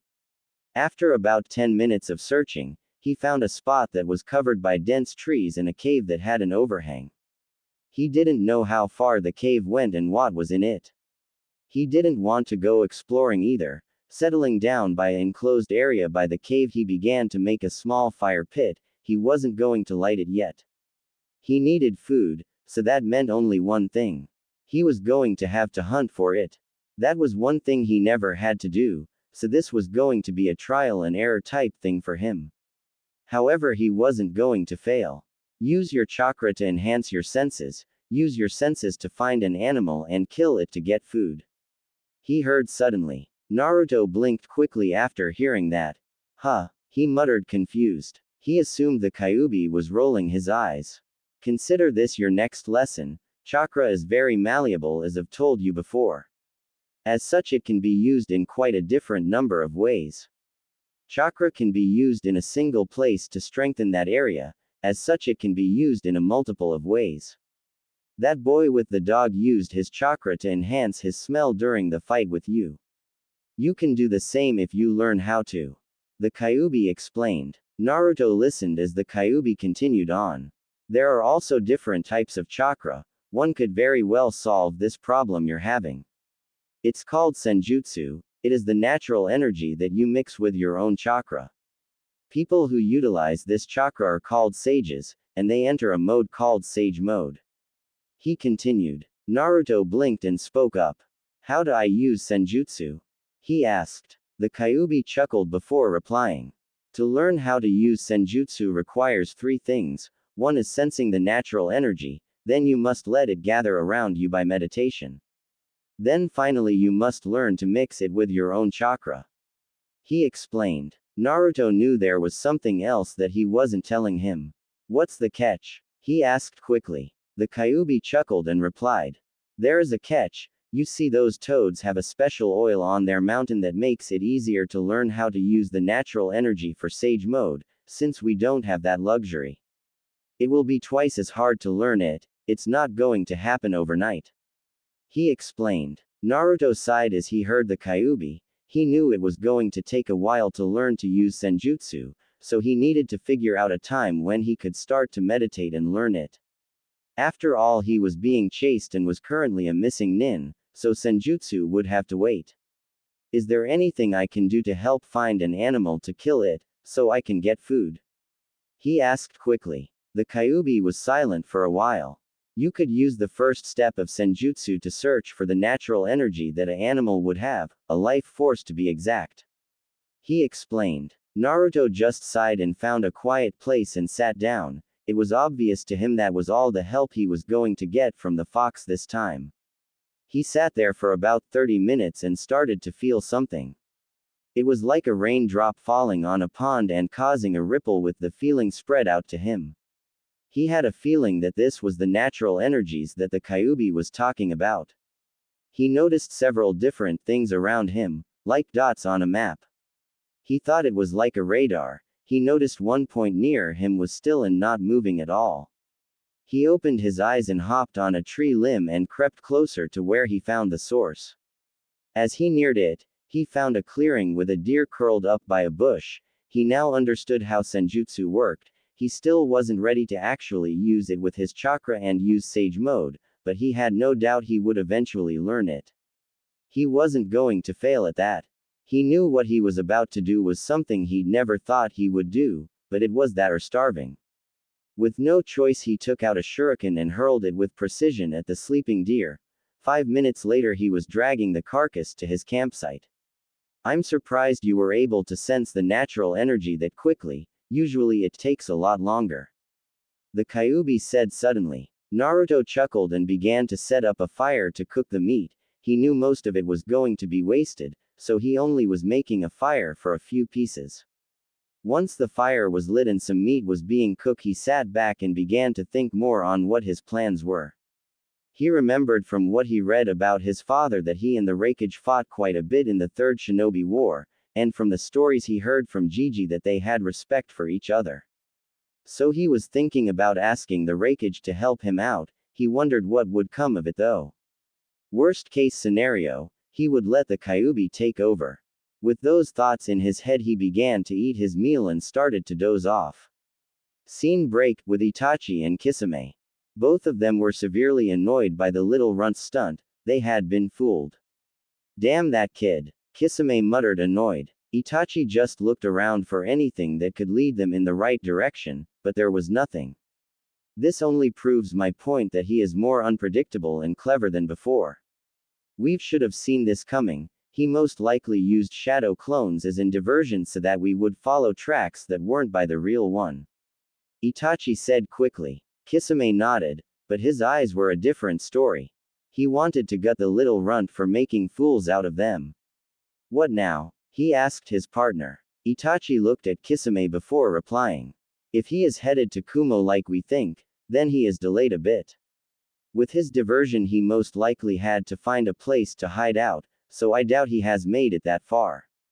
I think he may stop at Yuga since it's in the middle of his travel plan. We head there and wait for him. He said. Kisame nodded and they both started to head to the village. Scene break, with Naruto. Naruto awoke groggily and looked around. He was still in his campsite. As he remembered all that transpired the day before, he sat up and began to think. He had no idea on the whereabouts of the two who were following him, and given the fact that he wasn't captured in his sleep, he assumed his ploy worked and he had lost them. However, he knew it wasn't over yet. No, not by a long shot. He was bound to run into an obstacle at one point. That was the life of a missing nin. It was what he chose, so he had to face it head on. Quickly gaining his bearings, he started again on his way towards Kumo. He knew he better stop at Yuga to get some more supplies. He didn't feel like getting another mask. He knew eventually it would be useless. It was about 2 hours later and he saw the gates leading to the village of Yuga. He decided to take a cautious approach, just in case anyone knew who he was and if word got out he was a missing nin. He walked normally into the village and looked around for a bit. It seemed normal. No one was giving him suspicious looks or glares. He assumed he was good. However, the Kyuubi's voice in his head proved him wrong. Be on your guard, I sense those same chakra signatures from the other day. They're here. Watch your back. He heard. Naruto cautiously looked around, but didn't find anyone who stood out to him. If they are close enough, can you pinpoint them? Naruto asked him. The Kyuubi was silent. Naruto should have known he could do that easily. He was planning something. What are you planning? He asked quickly. Naruto looked up to the sky as he replied. It's obvious we can't fight here, it would attract unwanted attention. We bait them into following us. Once you pick out who is following us, we show a bit of power to get them to know it's us. Remember, I don't look like me anymore, so we need to let them know I'm who they are looking for. He explained. The Kyuubi chuckled. It was actually a pretty good plan. Okay, start walking around the village. Make yourself noticeable. Your black hair already sticks out like a sore thumb, so it shouldn't be hard to get their attention. He heard the Kyuubi. Naruto nodded and purposefully walked out in the open, stopping every few minutes looking around. He wanted them to see his face and know it was him. About 5 minutes later he was walking towards a store when the Kyuubi spoke to him. They're behind you now, the ones in the robes. He heard suddenly. Naruto looked over his shoulder, and sure enough was 2 people in a pair of robes he hadn't seen before. However, he saw someone he thought he'd never see again. Itachi smirked at seeing the now black-haired Naruto. Kisame couldn't believe his eyes. This boy was the one who fooled them. He couldn't believe it at all. Itachi knew Naruto was a lot stronger and more clever than ever. Naruto gave them the finger and dashed towards the gate and into the wilderness. Kisame almost raged right there as he grabbed the handle of his sword. Calm down. Naruto is being cautious, no doubt. He wants us to follow him and take the fight outside this village. He was always clever. After all, he was a prankster. Itachi said suddenly. Kisame sighed and let go of Samahata and looked towards where Naruto went. Let's go already, he said quickly. They both left the village to find Naruto sitting atop a tree limb. He had a devious grin as the two appeared. Nice of you two to join me, huh? He joked. Kisame glared at him. Itachi just sighed and spoke. I must say, Naruto, you're no longer the same boy that lived in that village. You've become someone new, he said. Naruto chuckled at his observation. You're damn right, he said with a grin. Kisame was tired of the babble and pulled out Samahata and swung it as it extended towards Naruto. However, as it got close, Naruto poofed into smoke. A clone, Kisame muttered. Itachi looked around to see a ton of clones atop the trees. At least 50 of them were sitting there waiting for a order. Even he didn't think Naruto would plan this out that well. It was obvious he was expecting them. Who's helping you? Itachi asked suddenly. Kisame looked to Itachi. Someone was helping the runt. He quickly thought. Naruto just laughed and spoke up. You're right thinking I have help. You see, it is none other than the Kyuubi I house. He said aloud. Both of them tensed. They hadn't expected that outcome. The Kyuubi was now something that made them rethink their plan. If he had been training with the nine-tailed fox, he was more powerful than before and he would known this was coming, so he would have time to prepare. Naruto, on the other hand, knew these weren't easy opponents whatsoever. His best bet would be to separate them and have clones keep the other busy while he took care of the other one. He didn't know how though. He had no idea how to separate them for a good bit. Kisame he could take on, however Itachi was a different story. The fact he had the Sharingan made that fact only concrete more. You take care of Kisame first and then I'll take over and force Itachi to retreat. He heard suddenly. Naruto nodded and began to go to work. Suddenly every clone that was perched on the trees jumped down and charged at them. Itachi just dodged and jumped in the air. Quickly forming hand seals, he shot off a fireball towards the ground. It took out a few clones. Most of them jumped back to avoid it. Kisame on the other hand used Samahata in a whirlwind motion, however he wasn't paying enough attention as the real Naruto dashed towards him and delivered a haymaker to his face. Naruto used that moment. Kisame was stunned from the punch and delivered a knee to his gut. Kisame didn't even realize what was going on until he felt a massive wind pressure. He looked to Naruto to see him holding a Rasengan and it was aimed at his chest. It was very close too. It was too late. Rasengan! Naruto shouted. That was when Kisame was sent flying into a tree. He was barely conscious. He sluggishly got up and was standing still. Itachi looked at his partner and sighed. He knew this was bound to happen. Naruto looked to the sword on the ground and smirked as he picked it up. As he did, both Itachi and Kisame's faces lit up in pure shock. How? Kisame stuttered, stupefied. Itachi couldn't believe it either. What do you mean? Naruto asked, confused. It was just a sword, right? He thought, confused. Samahata is a sentient sword, it picks its user. Most of the time spikes erupt out of the handle when someone who isn't worthy to wield it picks it up. Obviously it hasn't rejected you, I wonder why. Kisame explained. Naruto looked at the sword and sure enough, he wasn't being rejected by it. However, he felt it sapping at his chakra, little by little. It was the trade-off though, he knew it came with a price. It saps your chakra, right? He asked. Kisame nodded. Naruto wondered if the Kyuubi had something to do with it. Maybe since I'm a Jinchuriki for the Kyuubi, it likes my insane chakra reserves. He mused. Suddenly Itachi dashed forwards at blinding speeds. Naruto barely had enough time to put up the sword to block. As Itachi's fist met the blade, he stepped back. Naruto was starting to call on the Kyuubi's chakra. His body suddenly started to glow a bright orange. Itachi widened his eyes as the golden fire swirled around Naruto. What is this fire? He asked quickly. Naruto chuckled before replying. It's called Fox Fire. It's a fire usable by kitsunes. As such, the Kyuubi is a kitsune and his chakra allows me to use it. As you've probably already noticed, it is very powerful. He explained. Itachi backed up and reevaluated his opponent. This was another unknown variable he hadn't expected. Suddenly Kisame stood back up. Naruto looked dryly at him. Really, you want more? He asked dryly. Kisame didn't even respond and charged. Naruto held Samahata up to block again. He knew this fight was about to end quickly. If he could just get Kisame down for good, then the Kyuubi could take over and take care of Itachi. Kisame was pretty much already dead, with no water around to use his jutsu. He was useless without Samahata.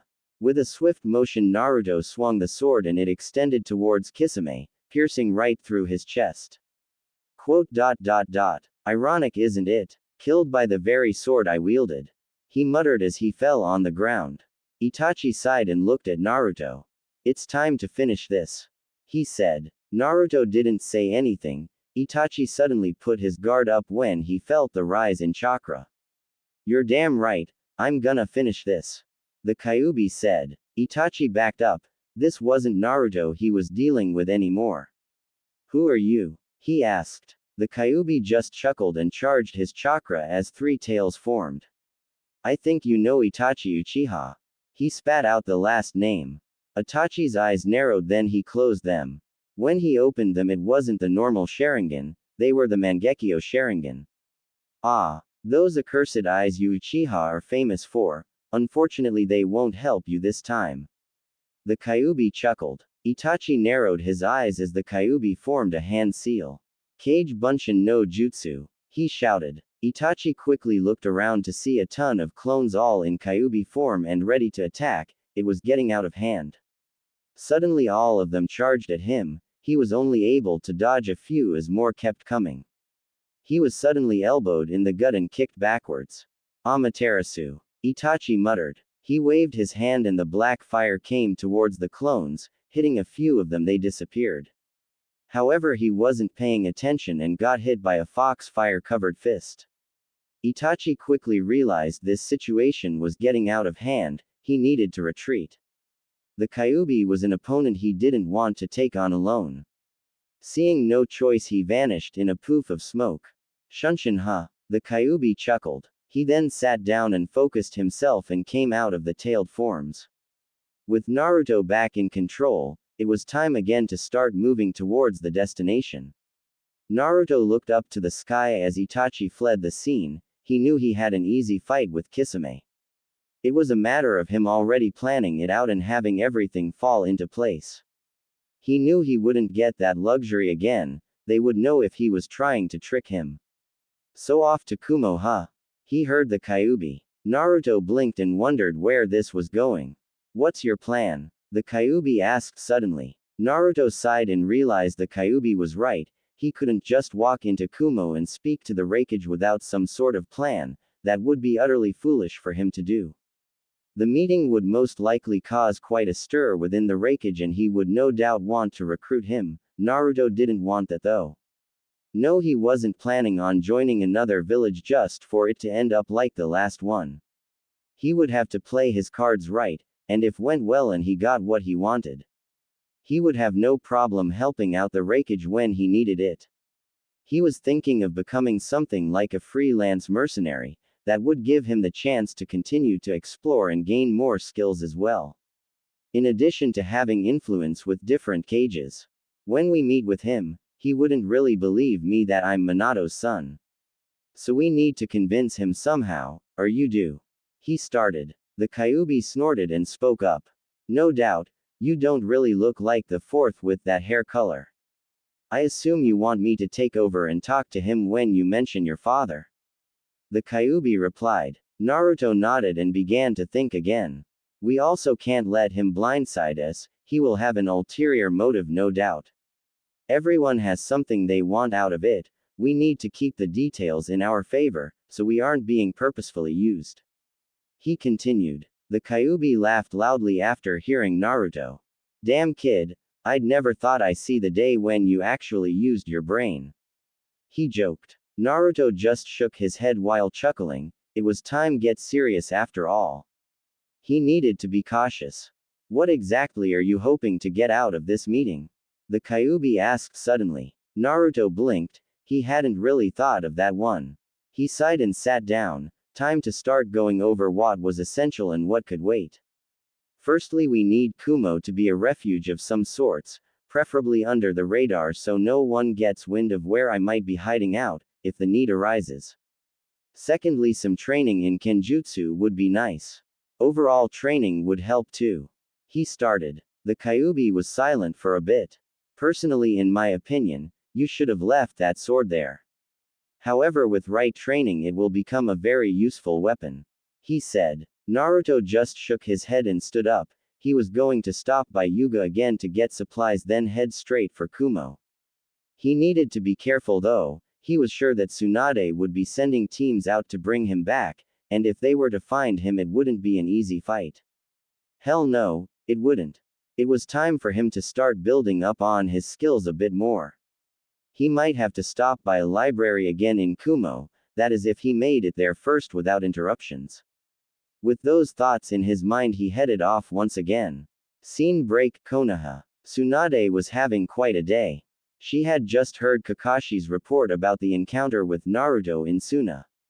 He was officially a missing nin now, and nothing could change it. It was only going to get worse, she knew it too. The council already heard about his heritage and demanded that he be brought back. They were naive and foolish though. She knew he would never come back willingly. However, that didn't stop them. They wanted him to be found. More like demanded him. Even she, the Hokage, knew butting heads with the council was stupid. So she had requested 2 teams to meet her today at her office to brief them on their new mission. Those 2 teams were Team 8 and 10. Suddenly the door opened revealing none other than those 2 teams. Asuma and Kurenai both stepped in first with their respective teams following behind them. Lady Tsunade, you requested us?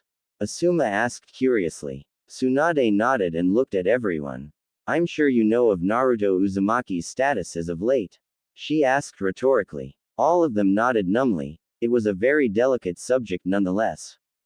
A secret that was kept from most had been revealed and the effects were still rippling throughout the village. Tsunade took a deep breath and prepared herself for what she was about to say next. Once she did, there was no going back whatsoever. Kakashi just filled me in about an encounter with Naruto at Suna. It seems he's bent on not returning. He made it very clear to both Sakura and Kakashi as they tried to subdue him, but ultimately failed. He escaped once again and is on the move again. She started. Everyone's eyes widened. Kakashi failed? Ino asked shocked. Asuma and Kurenai obvious felt the same way. Kakashi was a person not to take lightly. Tsunade nodded numbly and continued where she left off. It seems he has gotten some training from the Kyuubi and has developed a type of fire he can use. Kakashi said he used it to blind them and escaped from there. She explained. Kurenai had a thoughtful expression on her face. Kaden Jutsu? She asked suddenly. Everyone turned to her as she asked it. They turned to Tsunade to see her shaking her head. Kakashi said he didn't use any hand seals or call out any names. All he did was call on the Kyuubi's chakra and the fire started to form shortly afterwards. She said. Everyone was perplexed by that statement. If that was true, it meant he was obviously growing stronger and had very useful stuff at his disposal. Also, that fire was very powerful. If it didn't use his own chakra and wasn't a Kaden Jutsu, it was obviously something they needed to watch out for. Your mission is to do the same thing Kakashi failed to do. Subdue him, not kill him. We need him back here. Now that everyone knows he's the son of the fourth Hokage, the council is foaming at the mouth to get him back. She explained. Everyone nodded. They wondered how this would all plan out. I'll leave the details on how you want to deal with it to yourselves, just get it done. She said with finality. They all nodded and left the office. As they walked out, they started to talk among themselves. So how do we go about doing this? Kurenai asked aloud. Asuma thought about it for a good bit. If we can get him to come peacefully, that's good, however we know that won't happen at all. Let's see. If he left Suna, he wouldn't stay in the land of wind that long, and he wouldn't go to Iowa. He must know how much they hate the name Namikaze. So Kumo, he said aloud. Shikamaru decided to speak up.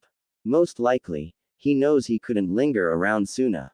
He may act like an idiot, but he is fairly smart when it comes down to what matters. If he's serious about not coming back, he couldn't afford to make foolish decisions. He added. Kiba suddenly spoke up. You really think that Dobi can beat us all? 8v1 is a very unfair setup. He said indignantly. Shikamaru just shook his head and replied. Beat us? No. Outsmart us? Most likely. He isn't an idiot like most people think. How do you think he beat you at the Chunin exams? If he sets his mind to something, he can be very clever. I guarantee you that he has already anticipated the Hokage sending us, due to our abilities and who we are. He most likely knows what to expect from us. It would be very hard to fight us all. So he is most likely coming up with a plan to deceive us, and I wouldn't be surprised if it worked. Shikamaru said aloud. Kiba shut up after that. He knew it was true.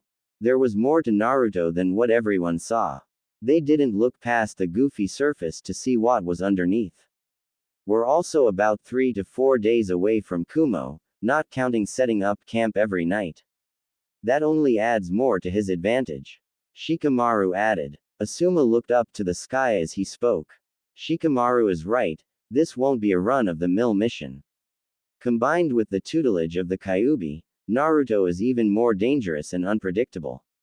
He said. Kiba noticed Hinata was fiddling with her fingers. He knew she was thinking about something. Most likely Naruto. What's the matter, Hinata? He asked curiously. Everyone stopped and turned to the shy girl. She looked up and spoke. I don't understand why Naruto turned out like this. She explained. Shino, surprisingly, was the one to speak up after her. What would you think if you suddenly found out you were being lied to your whole life, and on top of that having to keep a secret yourself, such as the Kyuubi, and carrying such a burden along with it?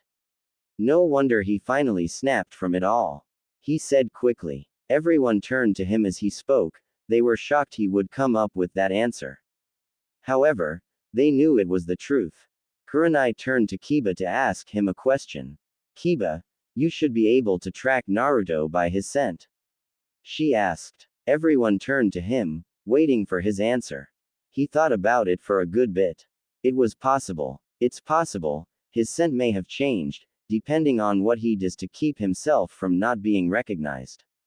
We know from Kakashi's report he changed his appearance quite a bit, so we know it's going to be hard to find him. To track him I would need something to start off with, so I know what scent to look for.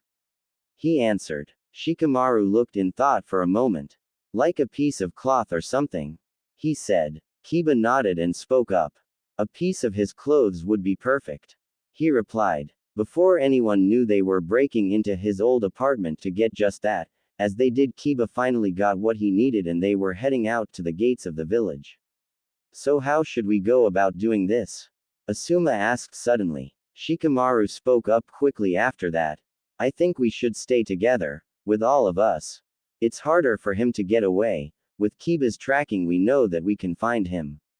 All of us have our own specialties and techniques, and if we use them together, we have a better chance. He said aloud. Everyone nodded and they began on their way towards the land of lightning.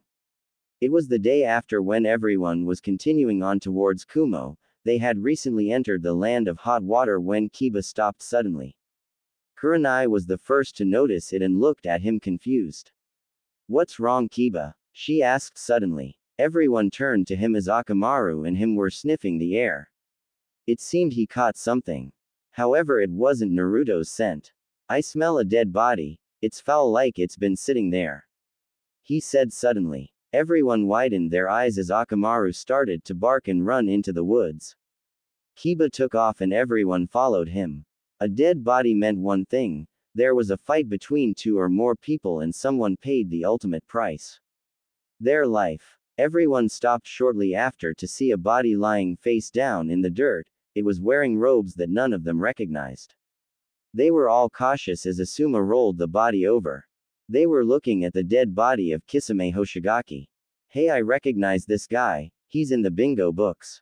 Kisame Hoshigaki, AS rank missing nin, known as the monster of the hidden mist. Asuma said suddenly. Everyone turned to him as he said that. They were shocked this guy was defeated. Do you think Naruto is responsible for this? Ino asked. Everyone looked to Kurenai and Asuma as they looked at each other, like they were having a silent conversation. If he did, he got him by surprise.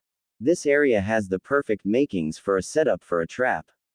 Looks like he walked into it. His sword is gone too. Naruto most likely took it as a prize, and it would be a very useful sword to wield. Asuma said suddenly. Shikamaru looked in thought for a second. What sword? Kiba suddenly asked. Everyone else wanted to know that as well. Kisame Hoshigaki was known to carry a sword by the name of Samahata, it one of the swords that the 7 ninja swordsmen of the mist, and it is renowned for being the most dangerous and terrifying of all of them. It can be very dangerous if wielded right. Kurenai answered. They all looked shocked after that statement. If Naruto was the one who did this, then it only proves my point that we need to tread with caution. If we don't, we may wind up walking right into a trap. Shikamaru said suddenly. Everyone nodded and looked around for anything that could lead them in the right direction. Ino kneeled near the body to examine it. The wound isn't fresh, the blood has already dried. This was done a day or two ago. It's laid here ever since. She said. Everyone sighed as they realized what it meant. He was a good bit ahead of them. They needed to catch up quickly. We better get back on track.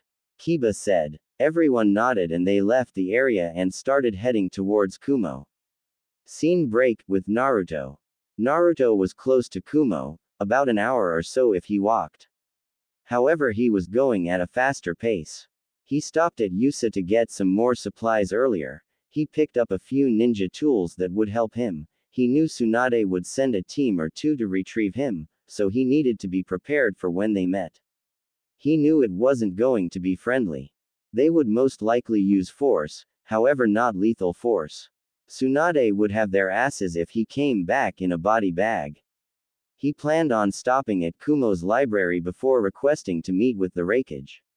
He needed to learn a few things. Those things were going to help him when he faced the teams that were sent to get him.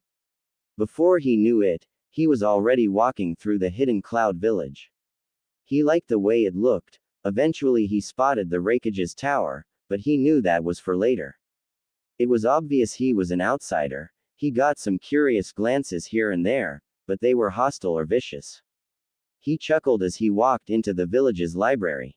He continued to ignore the obvious stares and looked for a few books he was needing. They were about psychological warfare, underhanded tactics. Anything that remotely revolved around deception and guerrilla warfare really would work for him as of now. After searching for a good 25 minutes, he found a couple of books he was going to learn from. They had some good titles that drew him in. They were The Psyche, How It Works, An Art of War, Divide and Conquer. Before anyone knew it, a quick shout of Kage Bunshin no Jutsu and a clone appeared and sat down next to the real Naruto. After an hour of reading the two books, he had a good understanding of how to effectively use psychological-based attacks and how to use your situation to your advantage with traps and setups. He knew with what he learned he would be able to take on a team now. It was now time to meet the Raikage. "Are you ready, kid?" he heard the Kyuubi. Naruto nodded and left the library and headed towards the tower where the meeting that no one would ever forget would happen. As soon as he stepped in the building, he was instantly stopped. They knew he wasn't from around here. They were definitely suspicious. It was shortly after when a young man with dark skin and white hair that covered his left eye walked in front of Naruto and spoke in a slightly bored but highly cautious tone. "Who are you and why are you here?" he asked quickly. Naruto should have known this would happen. "I'm here to speak to the Raikage regarding a certain fellow that is known as the Yellow Flash," he said aloud for everyone to hear. He watched subtlety to see their reactions. It was instantaneous. They all tensed and were on guard after hearing those two words. They all knew about the power that Minato Namikaze had and how much fear he spread with his famous techniques. The man in front of him narrowed his eyes. "Who are you? How do you know that name?" he asked, deadly serious. Naruto gave him a serious look. "What I have to say must only be said in a private audience with the Raikage himself," he said calmly. The man didn't back down and spoke in a deadly calm tone. "You say that and you obviously radiate the word secret. After all, you have a very famous sword on your back. Where is Kisame Hoshigaki?" he said aloud. Naruto chuckled and replied, "Shark face. Check the forests by Yuga. If you find his dead body, you'd know the answer," he joked. The man's eyes widened. Kisame was defeated by this boy. The situation suddenly turned 180. He needed to keep it under control. This boy was an unknown and he needed to proceed with caution. "You defeated Kisame?" he asked disbelievingly. Naruto nodded and spoke again. "Itachi Uchiha was with him, however he got away," he said calmly. Now this surprised everyone. The traitor who slaughtered the whole Uchiha clan with ease ran away from this kid. They all thought. The man finally relented and spoke up. "Very well. Follow me and don't make any sudden movements," he said, deadly serious. Naruto nodded and followed him as they walked up a staircase. He didn't fail to notice two people were following behind him. "They're Jinchuriki, kid, watch out," he heard the Kyuubi say in his head. Naruto hummed to himself and didn't look back at the two of them. He didn't want to raise any suspicion now. They soon arrived at a large door and the man in front of them walked in. He came out shortly after and motioned for Naruto to come inside. Sitting in his desk with a stern, yet inquisitive look was the fourth Raikage himself. Once everyone was inside, Naruto looked around the room, also taking subtle glances at the positions of everyone. It was planned out. The girl was stationed by the door, while the two men were behind the Raikage. This meeting was going to be tense. Now my right-hand man Darui here, says you have some words to speak to me about a very important person that everyone knows the name of. Minato Namikaze. The Raikage said quickly. Naruto nodded and chuckled. Also that you defeated AS rank missing Nin, Kisame Hoshigaki. The proof is that very sword you have on your back. He said again. Naruto nodded again, and when the Raikage didn't speak again, he knew it was time for him to speak up. Now before I start, I'd like you to not judge me or jump to conclusions until you hear my full story.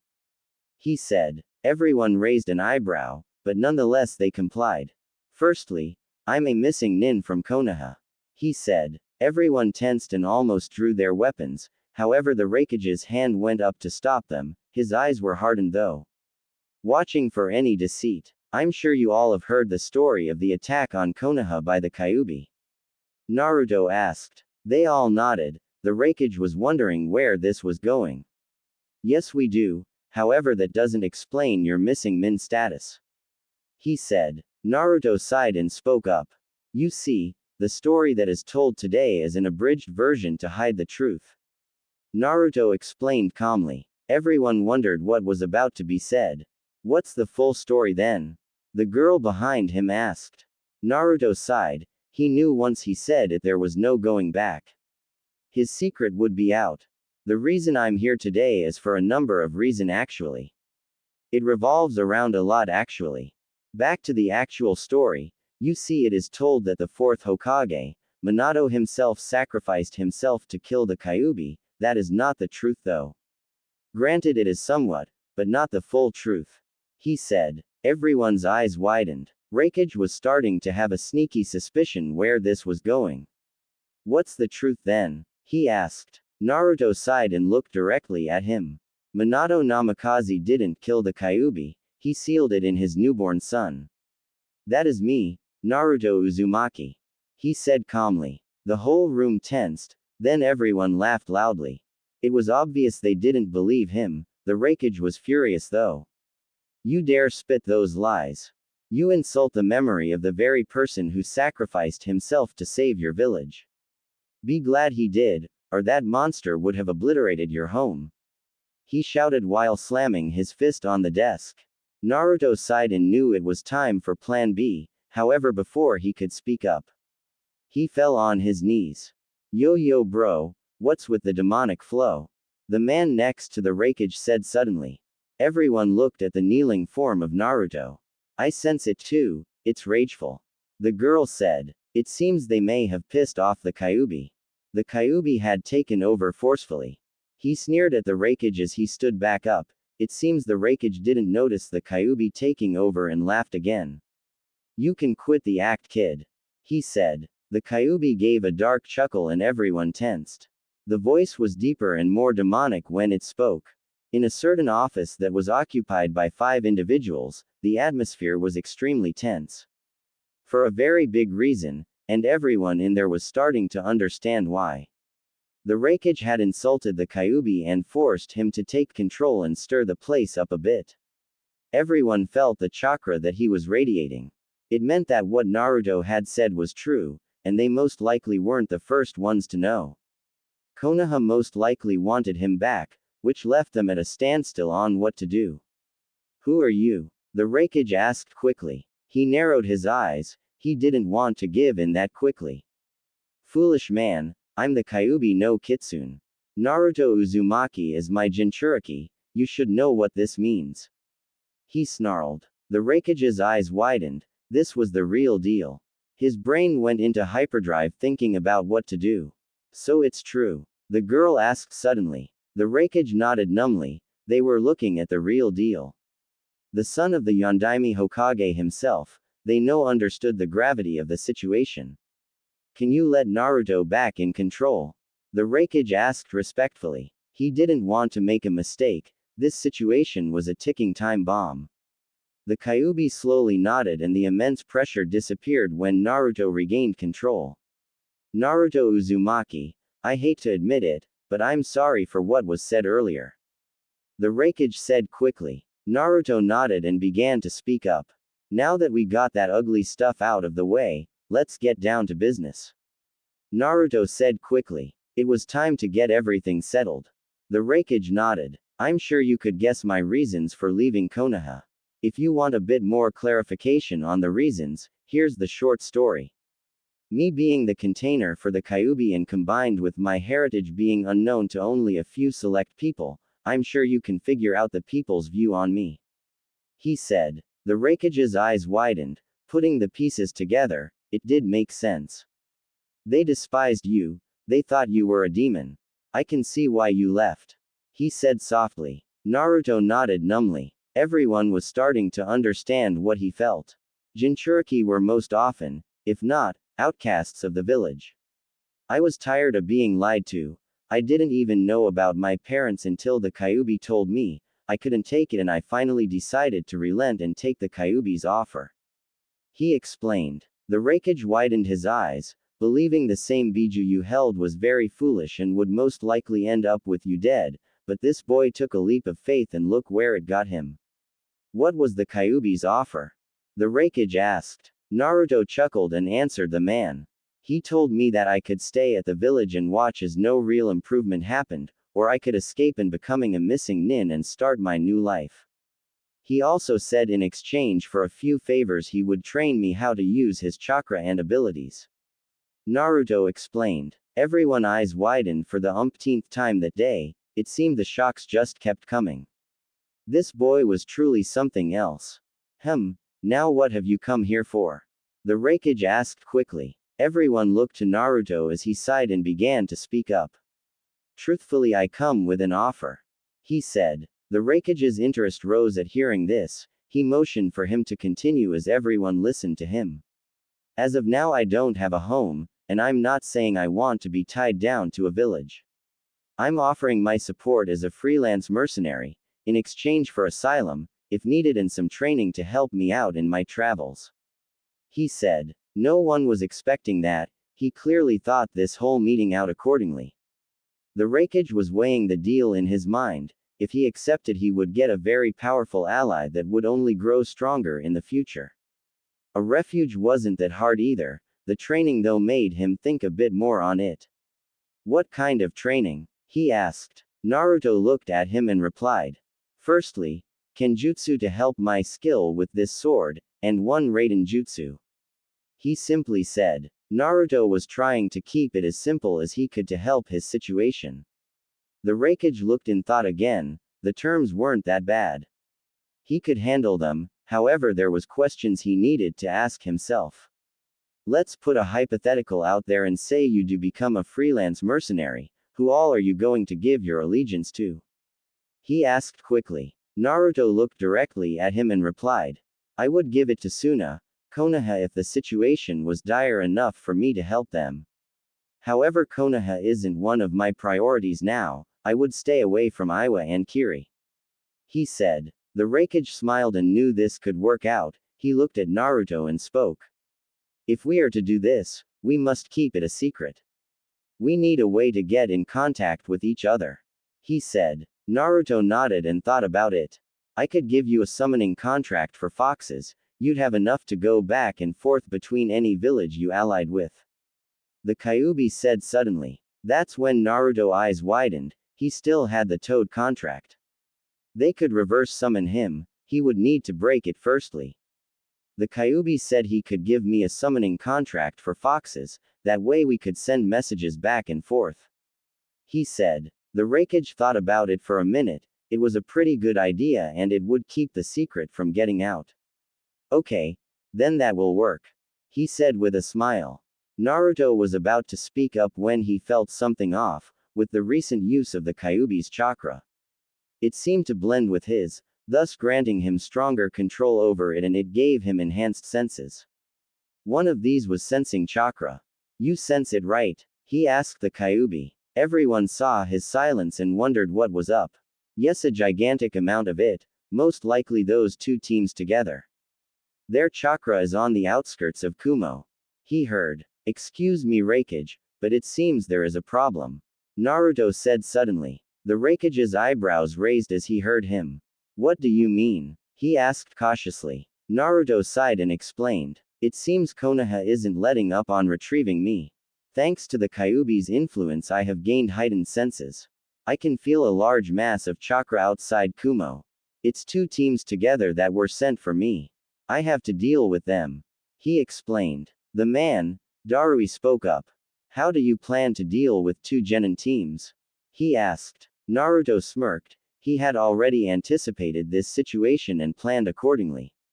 If it is the teams I think they are, I have a plan to deal with them, knowing it would damage the relationship between Konoha and Kumo if I were to be seen fighting in the village. I already came up with it beforehand. I'm going to deal with them outside the village, so Konoha doesn't suspect Kumo's involvement.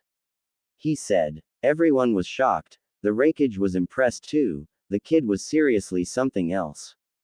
The Raikage nodded. Very well. We will continue this meeting after you have dealt with them.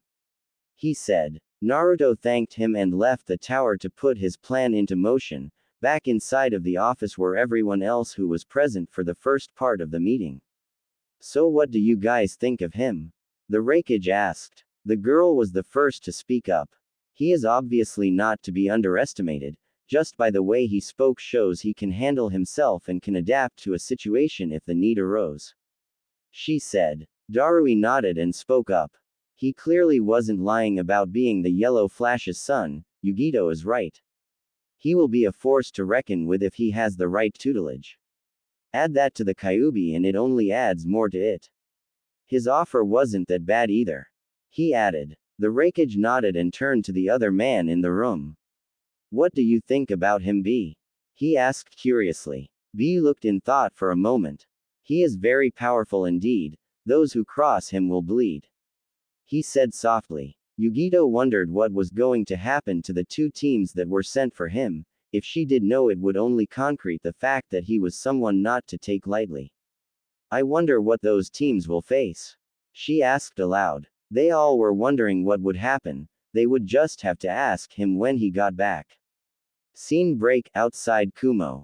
As Team 8 and 10 were walking along the road to Kumo, they suddenly stopped when they heard something. It sounded like a person and it was behind them. They turned to see a little girl about 7 years old. Her shirt was stained with tears. They were shocked at seeing someone like this. Your ninja's right. You have to help me. She screeched. They weren't expecting that. Kuranai was the one who spoke up. What's wrong? She asked softly. The girl sniffed and replied. My big brother is being held hostage by someone. She said. They widened their eyes and then narrowed them. Naruto wouldn't do that, would he? That's what they all thought. Being the kind souls they were, they knew they had to help. Lead the way, little one. Ino smiled. The girl nodded and turned around and started to run into the forest with everyone following her. If they were to see her face, they would see her with a devious smirk. Warning. A bit graphic. Soon after 5 minutes of running, they came across a thick part of the forest, tree dotted everywhere they could see. However, something caught Ino's eye. Tied against a tree was what seemed to be a boy with dark hair and torn clothes. He couldn't be more than 10 years old. He was covered in dirt and his eyes showed he was tired. Ino didn't even think about it and ran forwards, ignoring the cries of everyone else, and that is what started it all. Ino, wait up! Shikamaru yelled. They quickly followed her to find the boy tied. They were all shocked and angry. Who did this to you? Asuma asked seriously. The boy looked up with defeated eyes and replied in a emotionless tone. A boy with spiky black hair. He said I was needed for something. He said softly. Ino almost cried and looked at Asuma with a glare as he took his knuckle blades out and went to cut the ropes holding the boy. When the boy was finally free, they realized what had happened. It transformed into a clone of Naruto. It was a henge all along. Shit. Shikamaru cursed. He looked to see a line of explosion tags set up purposefully exactly where they were. It was too late though. A gigantic explosion rocked the forest as trees started to fall haphazardly. It was obvious that Naruto was using the situation to his advantage. The explosions kicked up a ton of dust, creating a window for Naruto move into action. Kuranai suddenly screamed out as she felt something stab her in the back. Kuranai! Asuma screeched out. There was only a little bit of visibility. Quickly Asuma used a wind jutsu to clear the area. They all looked to Kurenai to see a Senbon sticking in her. They looked to see Ino down unconscious. Naruto had already proven he had what it took to take them out. Asuma quickly pulled the Senbon out to see a green liquid on the tip. A poison, Asuma said aloud. Suddenly Kurenai felt her eyelids get heavy and she collapsed on the ground knocked out. Quickly back to back, Shikamaru shouted. There was 6 left. Shikamaru, Choji, Kiba, Hinata, Shino and Asuma. We fell into his trap, we should have known he would do something like this to get us. Asuma said aloud. Suddenly an insane laugh pierced their ears, it sounded like it was coming from everywhere. They couldn't pinpoint the source. Hinata started to get a bit creeped out and scared. Where are you at Dobi? Kiba shouted angrily. Hinata was too scared and started to run away, that's when a clone jumped down and grabbed her. Sorry for this Hinata, he said. With one quick chop to her neck, he laid her down unconscious. The group didn't seem to notice the fact he was missing Samahata and that he was a clone. You bastard. Why are you being like this? Kiba roared. The clone smirked and looked at Kiba. Hey Kiba, I got a question for you. The clone said suddenly. Everyone looked at him while he continued. Do you and Akamaru sniff each other's butts? I mean, you are a flea-ridden mutt after all. He mocked. Kiba started to growl as the clone was speaking. What? Does the mongrel have something to say? Go on, mutt, say something. He said quickly.